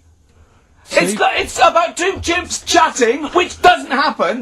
The zookeeper's going, I wonder if they're going to ever have kids. Egg them on. They got married. That's the end of the story. What are you talking about? Hang on, just calm down. Let me just check that you didn't make a mistake there and didn't lose out. What do you mean May- you didn't make a mistake? Shh, wait a minute, he may have just left out a fundamental piece of information. What, that the would- story? That would have made it into a story. Right. Let me just check the facts. So they bought them wedding outfits. They were married. Did they propose to each other, or were they just forcibly Don't married? encourage him. Just forced onto And it. then what was the outcome? Once they got married, what happened? They fell in love? Yeah. What? Whoa. It's not a marriage, Carl. Be quiet. It's not a real marriage. I don't know what you've got in your head. It's like the head of Homer Simpson. I'd go in there and there'd be a wedding reception and there'd be a couple of fights and they'd be talking about stuff. They got married. They fell in love. Did they have children?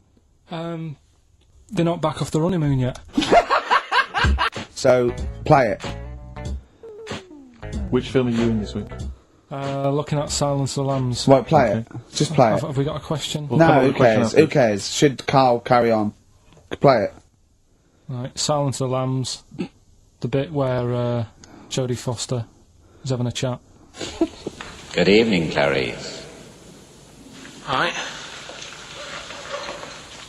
Just thought I'd come and see you.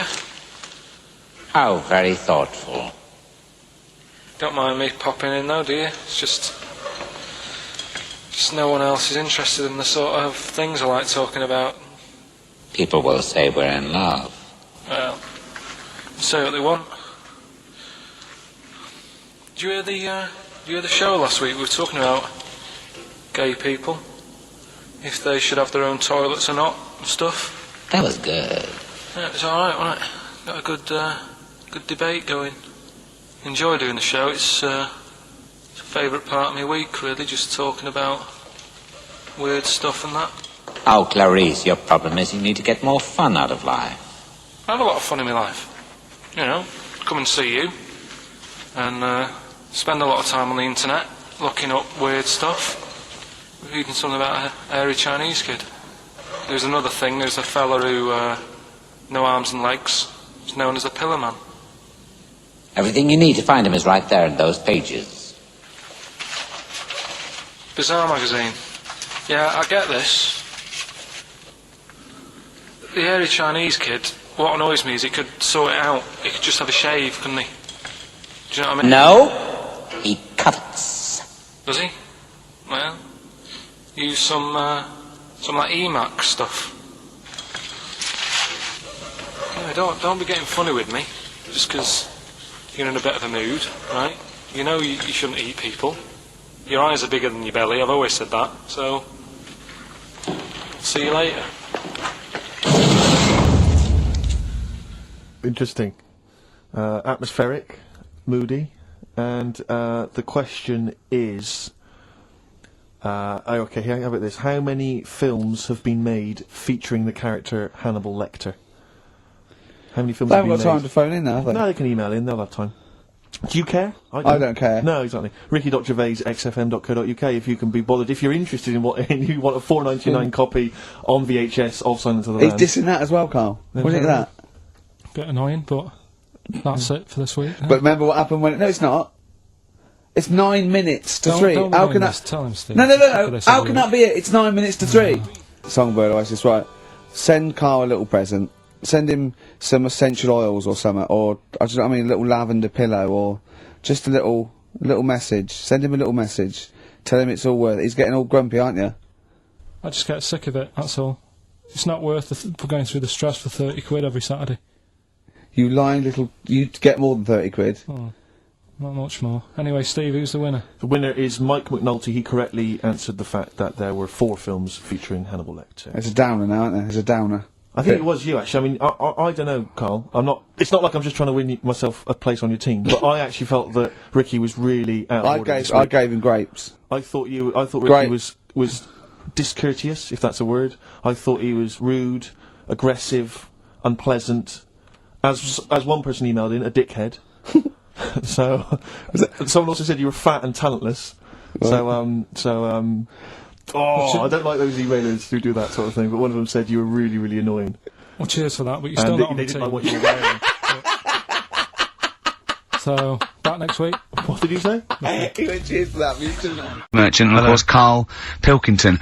Ooh, have we got a show for you today? What have we got planned? Come on. Loads of stuff, and 2 hours of it. Right. And all the records. But specifically, what sort of stuff have you planned for us? Because I know you've been working hard. What have you done? Well, you know, I've been busy this week. I've been house hunting, I've various things, but I know you've had the whole week off. Right. So what have you been up to, Mike? Go on, Carl. Carl, tell them what we've got. Tell them what we've planned, all the stuff you've done. What have you got? But Rick, specifically, what have you come up with? Quick, because people are getting bored. Tell us what you've... I've come up with, the music. Right. Obviously we've already planned that. We planned that last week, so that's all done. But what have you yourself contributed to today's show? I got a text message today from Ross Noble. You know Ross Noble, the comedian, who's on. Have I got news for you? Right.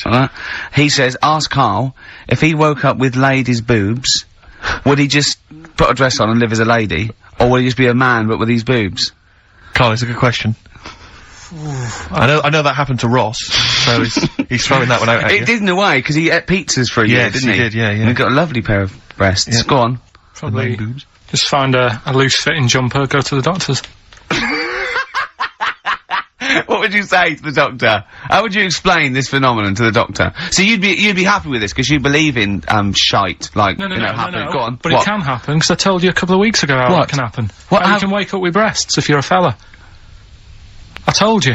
Go on. Haven't you remembered? No, funny that, innit? Go on. Have you, Steve? No, I don't remember this. Did you tell us on air? Yeah. It can happen if you go to Argentina and have a steak. You can wake up with breasts. Because I'm sure I'd have remembered Carl, that. pull the other one. Look, he likes that. He likes that. Is that what you've come up with this week? That joke? Yeah. Brilliant. Play a record. It's going to be a dynamite show. Listen, look, I'm gonna play some classic tunes today. I'm gonna educate the youngsters, Steve. Right, now, you've all heard of Lou Reed, you've all heard of Velvet Underground, but, you know, have you heard of Venus in Furs, Carl? Shiny, shiny, shiny boots of leather. Venus in Furs, Velvet Underground. What a great start. What a classic song. They continue to sound fresh and contemporary. It's just, do you know what that song's about, Carl? No. M&S. M&S. It's about M&S. You know that? Yeah. You know the shop? Yeah. It's all about that. Yeah. Whiplash, Smile, and all that, all the things you can get at Marks and Spencer's. Shiny boots of leather. Yeah. Being whipped. Yeah. I think that's a new division they've opened. Yeah, but we have got a great show lined up, haven't Have we? No, go on. No, we have. No, because we've got, Rockbusters coming up, the great new looking quiz. forward to that. That's made the press. Has it? Yeah. Frimley Tea Room's newsletter mentioned it. We've also got, That's Carl's local, isn't it? Yeah. We've also got, Educating Ricky, where Carl educates me. The one last week, a girl, right? She was deaf, and she was had an argument with her mum, and she pushed her and she hit her head, and then she can hear again. Yeah.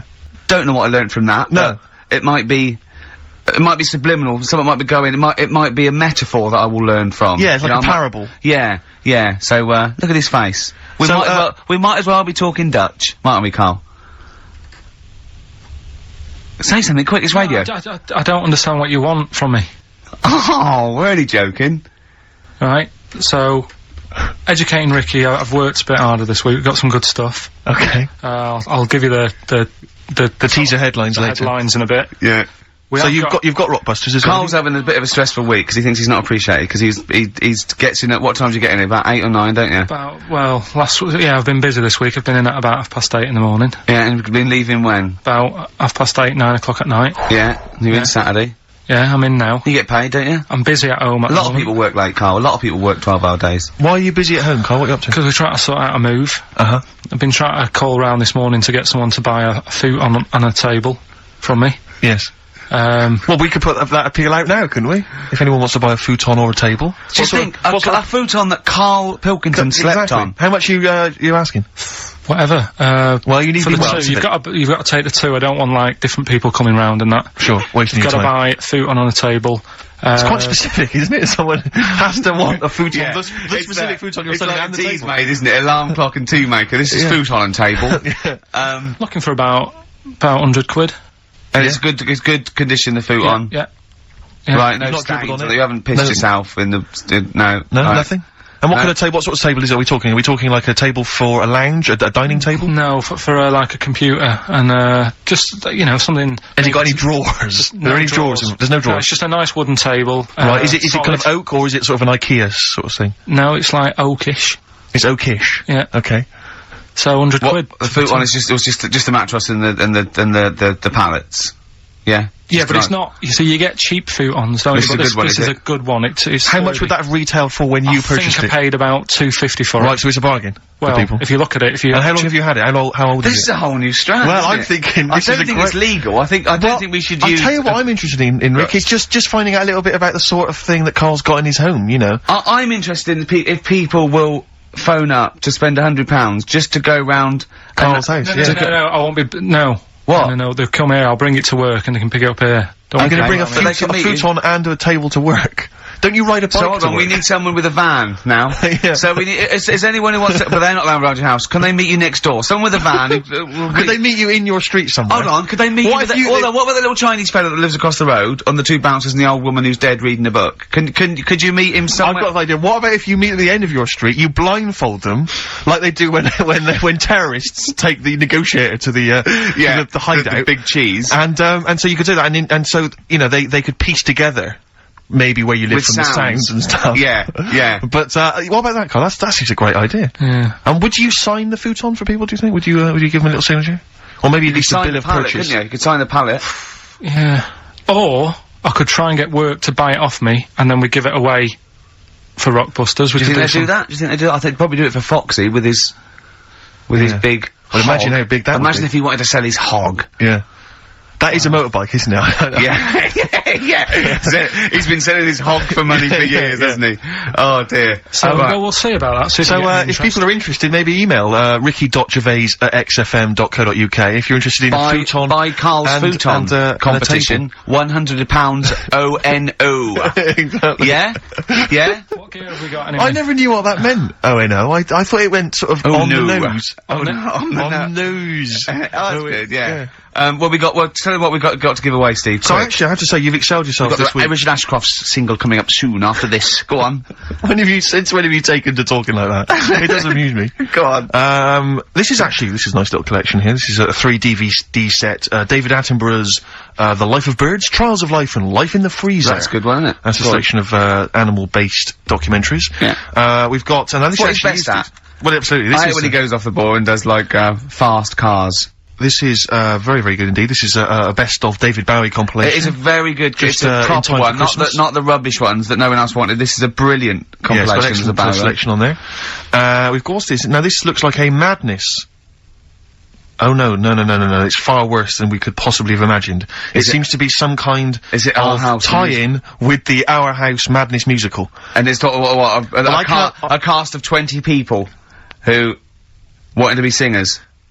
It's tricky to find out. I can't figure out if it's the originals or not, but needless to say, if you're a Madness fan, I'm sure that'd be an absolute treat. You love that. Now I know that, Steve, I wouldn't mind that DVD collection myself, but I can't. It's the giveaways that, no, we can't. I'm talking of great compilations. What about this? It's Country Legends. I'm seeing on the front there Glenn Campbell, we've got Dolly Parton, we've got, whatchamacallit? On the card. Whatchamacallit? He's a great performer.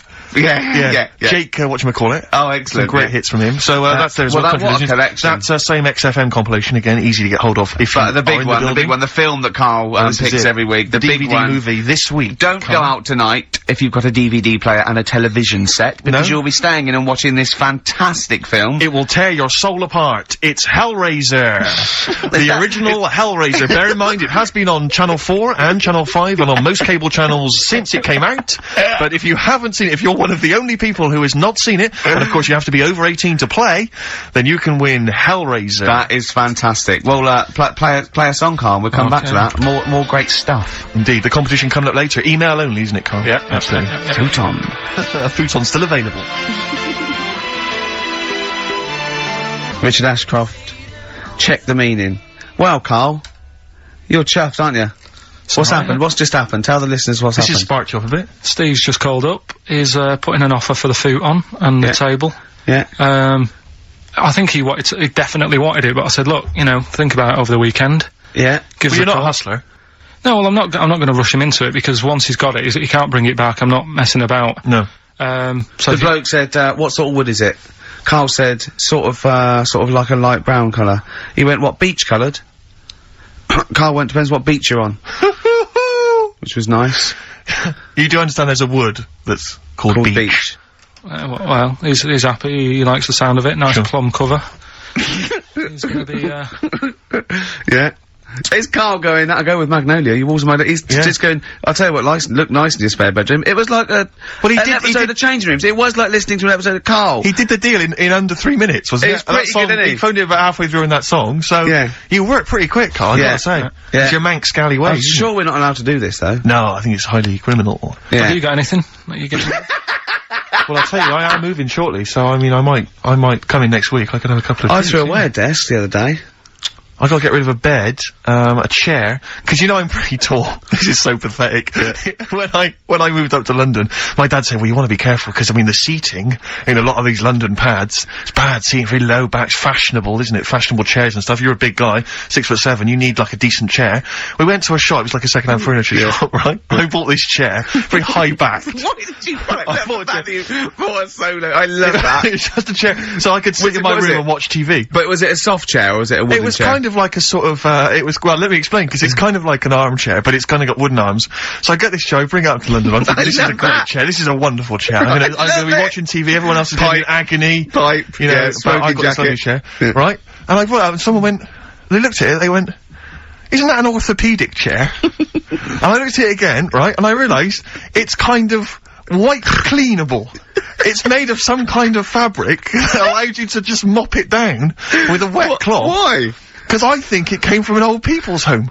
Oh. You know when you see, like, old people in some kind of social room in an old people's home, just sat watching a little crappy old TV, and you can wipe everything clean. It's one of those chairs. Oh, that's fantastic. So if anyone's, maybe they've got an elderly Didn't you relative. keep slipping off? And it's also the most uncomfortable chair because unless you've got chronic back pain, it's just the most uncomfortable chair. It makes you sit bolt upright, if not slightly forward. You've done a good sell on it. I think, either the phones are going mental. How much maybe you want for that, Steve? if you've had a recent accident, or you've got a disabled, or someone in the house who's just, elderly, then you might want to get in touch. I'm happy to, you can take that off, man, for 25 quid. This is so wrong. 25 quid, I'll take that. Maybe you're setting up an old people's home, you know, it's a little pet project. Yeah, you don't get a lot of grant, and we can help. Exactly. We can I mean, because though Steve's such a high flyer, I mean, if it really is a good cause, they just give it to you. Well, let's not rush into anything, really. I like to assess each case, you know, individually. Yeah. But certainly if you are a charity, then I might go for 20 quid. You take off Man's for 20 quid. But otherwise 25, and I tell you, it's in good condition, because I haven't really sat on it. 5 quid off if you really are. You know, and there were some stains, I've wiped them clean. Oh dear. Well, that's fantastic. So I'll tell you what we should resuscitate next week, Swap Shop. The multicoloured Swap Shop. Honestly, It's a great format. But there's a couple of things I've always wanted to get back at. Swap Shop is one of them, and the other one is Superstars. I don't remember Superstars. Superstars was great because it was like the people of their time. So you'd have like people like nowadays. You'd have Beckham and what's his name? Who's a tennis player? Rosetsky. Yeah, Rosetsky. And they have to compete. So all these people have to compete at each other's sports. And they have to choose 7 out of 10 sports. And there's a leaderboard and there's a big final. Oh, Keegan came off his bike. It's Brian not Jacks like always it's used to win it. No, it's real sports. It's proper sports. It's 100 metres, tennis, weightlifting, all the real sports that you can't do your own sport. Well, I know you're a pretty big guy now in British TV. You're a bit of a big shot. What do you reckon? Pull some strings? Let's get it back on there. Superstars. Superstars, sounds fantastic. Me, Johnny Vegas, Peter Kay. For the bigger fella, I think maybe. The comedy superstars. What we got next? We've got a bit of Springsteen, haven't we? Let's play Springsteen. This is a track from his current album, The Rising. A lot of people think Bruce is a bit MOR, a bit middle of the road or whatever, but, you know, I just think, piss off. Yeah. I just think, screw you, let's play it. Yeah, get lost, Oh, you. yeah.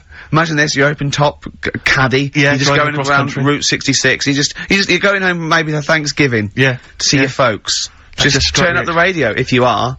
Play the tune, Probably Carl. not, though. That just reminded me when I brought so stop it for a second. Just realised, when I brought a woman back, and she saw the orthopaedic chair. You bring a woman back to your pad, oh, it's embarrassing. And the harness. Yeah. Exactly, the truss. Yeah, and just again, can you give me those 2 splints? I'm sorry? Those 2 splints there. Well, I've got to go, have you? Is this a potty under the bed? The Rising, title track from Bruce Springsteen's current album, Great The Rising. track. Yeah, it's good tune. Great, it's that feeling of, it's melancholy and uplifting. We've had quite an interactive show so far, because we've got a call that Superstars is coming back. It's due to come back in the BBC schedules, which is great news. Apparently Steve Redgrave is one of them. I just don't think, will professional footballers be allowed to take part these days, though? When they're on 50 grand a week, you can't really have them falling off bikes and their ankles, can you? Ian McCaskill last night. Yeah, slippery thick glove, yeah. Ian McCaskill.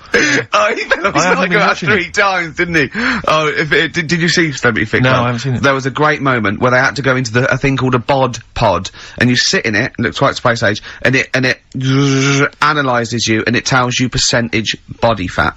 Now, I think, men are meant to be about sort of, 15 to 25% body fat, women are meant to be like about 20 to 30 body fat. And they all went in there, and, it went in there and it said, Ian McCaskill, and it came up, 34% body fat or whatever. Slightly overweight. I'm gonna come to the 38% overweight. Then it went, the other one, 45% body fat, obese. Then it went, Jono.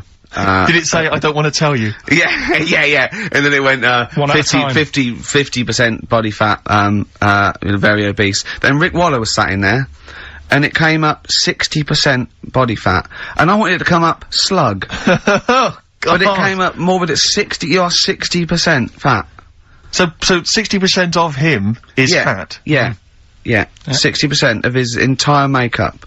That's extraordinary. It is, well, you yeah. know my feelings about Waller. Well, let's get on to him. Well, that's the reason I don't you know, watch the show, actually. I do feel a bit sorry for him, and he is, I think he is trying, although the fella there, thinks he's not trying. So I don't know who to believe, Steve. Sure. Yeah, I don't know who to believe yeah. Waller, and he does get pains and that, and he is a bit... The problem is, right, he does like his food. Yeah, we all like our food. But if he didn't do the exercise, he wouldn't be as hungry, and he might not get fat. This is a whole new nutritional outlook. Absolutely. So you're saying, don't exercise and carry on eating, and that's interesting. Let me write that one down. I will send that to the British Nutritional Organisation. Yeah, no, that's good. Karl Pilkington. Okay, well, no, that's a good... I'm no doctor or anything. Yo, come off it. Stop being so bloody modest. Please. You are a doctor. You're not a doctor, seriously. You didn't qualify. That's interesting. You dropped out early, or? That's mad. That is mad. I mean, you're as good as doctor, you just didn't get the paperwork or whatever. You just didn't turn up for the exam. He was just saying that Bruce Springsteen, depressed him a little bit. Yeah. Because it reminds him of when he worked in the supermarket. And, I said, it's funny how a song can do that, take you right back there. He went, yeah, nothing else can do that. I said, well, actually, smell is the most evocative sense, because smell is linked to memory in the brain. And he went, yeah, they probably said that before music, though. And now all science are going, we better revisit this, because there's music now. Yeah. We've had this theory knocking around for, 10,000. I went to see Bruce, you'll be pleased to know. I just want the fans of the show to know that I did make it to Bruce Springsteen's concert last week. And, he started with that song we just played, and it was dynamite. I mean, he never let up. Almost 3 hours, he rocked the joint. He's 53, he was sliding across, it was pure rock and roll. Pumping our fist, sliding across the floor on his knees, he was jumping on the piano. It was real Jerry Lee Lewis rock and roll. And, it was dynamite.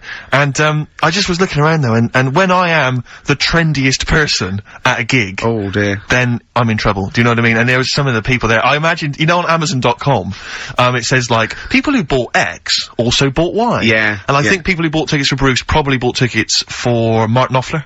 Yeah, Dave Gilmour. Yeah. Pink Floyd, without Pink Floyd. But then Stevie Nicks. But there's also, then there's also, all the monsters rock. They probably buy Stones when they visit, Yeah. And probably Tina It's the Turner. blue wash jeans. Yeah. You know, it's the small waistcoats. Yeah. Over a denim shirt. Plaid shirt, maybe sort of like Timberlands. Nothing wrong with Timberlands. That's libelous. Sure. No. Sure. See, I've done it again. Yeah. But so it was hell getting out. I couldn't find, I mean, I went to the Tube and it was a nightmare because some of the tubes weren't running. I just said to my friend, I'll sod this, stormed off, trying to find a cab, couldn't find a cab, wandering around Wembley, just livid. I mean, fuming because I couldn't find a cab. I was screaming because I was going, I've got money, I'm on the radio, I've had a TV show, I've got the cash, I'm willing to spend it. There's no one who can help me get home. And I was I've seen him shout this in Brewer Street. Yeah. Just to stand in the middle. Go on. And I was thinking to myself, what would you have done there? Because in the end, I just sat in a little cafe, had something to eat. But you, I mean, if you couldn't get a cab, what would you have done? Just because there's a couple of, there's a couple of hotels near Wembley. I was thinking you'd have just checked in. Yeah, and just stayed till the morning. Yeah, when there's a cab, let me know. I was thinking, because you were thinking of going, would you have booked a cab beforehand? Yeah. Would you have thought to do that? Yeah, I'd have got a cab there and I'd have booked a cab. Wouldn't the helicopters just took you back home? Yeah. Oh, he's having a dig, isn't he? He's having a laugh, isn't he? Blimey. Yeah. Yeah. Play the ads. Death in Vegas. Scorpio Rising. Featuring the voice of, is it Noel Gallagher? Liam, innit? Is it Liam? Sounded a bit like him. Liam, yeah. Yeah. All right, Excellent, yeah. Right, okay, let's get this show well and truly on the road. We better start, educating Ricky next, Carl? What have you got for me? I can't wait for learning. I need learning. I need education. We should just Teach explain, me something. obviously, for those that have just tuned in, Carl, tries to teach Ricky 3 things each week. Based on the pun title. And yeah, each of them, just to tantalise Ricky, is, abbreviated into some kind of headline. A cryptic clue involving a pun. So what have you got for us this week? They are really cryptic this week. Okay. Yeah. First story, little headline, is, don't worry about him, he can handle it. He can handle it? Yeah. Sounds a bit like he can handle it, but it's not. Brilliant. Second one. Oh, get a lobe of Get a lobe of this. It's a classic. So you can forget. Get a lobe of this. Yeah. Coming soon. And stocking 8 Kiln Waterman. Go on. Second one. Yeah. I'm committed to this treatment. I'm committed to this treatment. Yeah. Alright, tantalising. Yeah. And the last one, the police are causing a bit of a stir. The way he looks when he says it. I wish we could see. Can't we get Karl on telly? There's got to be a way. We cannot. With all the cable channels, anyone can get on telly these days. Let's let's phone up. Let's get you on Choice or something. Just a little. Just Karl. What are you going for? Oh, he can handle it. I think. Don't worry about him. He candle it. He candle it. Okay, let's hear this one. Right, are you familiar with the phrase "burning the candle at both ends"? Yeah. Do you know how it's come about? I know a man who does. I assumed that it was to get more light in the room. How would that work? Well, they'd put it sideways and light both wicks, so out of one candle they could get two. No, go on. No, what it is... I know what it means. It means you're doing too much, you're staying up too much, you're not getting enough sleep, and you're... Well, years ago... Yeah. When they didn't have light bulbs and that... Oh yeah, what year is this? Literally ages ago, specifically. Yeah, quite a bit back. Okay. Didn't have light bulbs and that, so they used to have candles When did the light bulb come in? Because I can't remember at the moment. I don't know. Okay, go on. So, yeah, so they've got a light bulb. You wouldn't know, you're a doctor, you're not a historian, go on. And people who worked a lot of hours, yeah. How many? Literally lots? They get up early in the morning because they have to be up early. Yeah. And it's dark outside, so they light the candle. Sure. And they wear it out a bit. And then they'd be getting in late as well. Yeah. And like, they'd be like, oh, it's dark, I'll have to light the candle again. And they're burning candle at both ends of the day. So that's where the saying comes from, burning the candle at both ends. So. Alright. That's a little lesson. Yeah. Lesson one. Okay. Can I have... No, you can't have You can't rush into them, Rick. You've got to... I've got to soak in that. You've got to soak that one in. Any questions for Karl off the back of that? What do you think? So people were, I mean, basically where this comes from is people were... They're literally burning the candle at both ends of the day. Sure. There you go. So we've still got... Go on. I'm committed to this treatment. And I can't wait. This is like Christmas Rick, Eve for me. It's like Christmas. I've got to open another present now. No, I'm afraid we've got to save it. Rick, listen. We often get a lot of email correspondence during the show, Rick, which I don't sort of pass on to you because I mean you're busy, you're planning the show and stuff. You've got a lot of ideas, you've got music and stuff to worry about. So I check the emails, and we get a lot of response. A lot of people obviously want to give us feedback. Just a sample one from Richard Anderson. He's just emailed us in here, Rick, because he's been listening to the show. He says, Ricky, your show is appalling. Are you actually aware you're on the radio, or has someone just secretly stuck a microphone on you? That's from Richard Anderson. So that's typical of the kind of feedback, Rick, we're getting today. So, is that good, is it? So that's the kind of, high positive praise that we're getting. So, I'm glad Anderson's listening, because I wanted him... I was gunning for him as a fan. I was worried that early on in our career, so I think he's hooked now, though. But thanks, Anders, for getting in touch. Good work. He's sitting through it for Hellraiser, though, isn't he? Yeah, well, that's still to come, of course, Rockbusters. Still to come. What we're playing? A bit of old dirty I can't say the word, it's offensive. Old Is it ODB. bollocks? Is it old dirty bollocks? No. What is it? Old dirty... Old dirty big cock? What is it? I can't tell you, it's offensive. Breaks up. Brilliant. Yeah? Yeah. Funny word, isn't it? It's a funny word. What other funny words are there, Although Karl? XFM's a funny word, I just say the letters out, because the word doesn't make sense. Just, let me just check Richard Anderson's email again, just to remind myself of... Go on.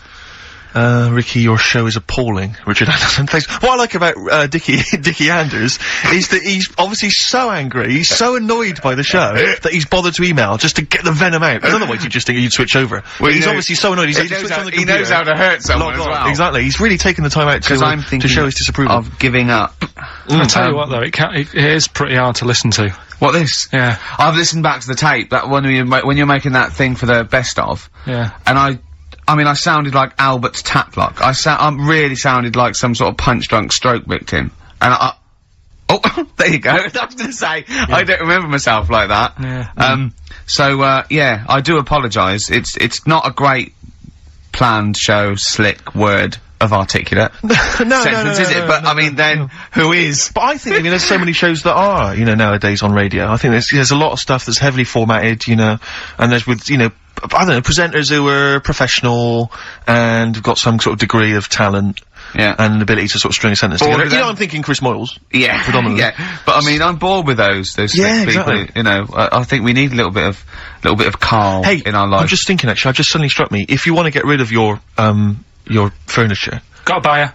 You've already got a bar. Got a bar. Because if there's any other stuff, we were clearing some stuff out of our place recently, and we just dumped some stuff outside on the street, because we were gonna take it and take it to the tip later. Just dump some stuff outside.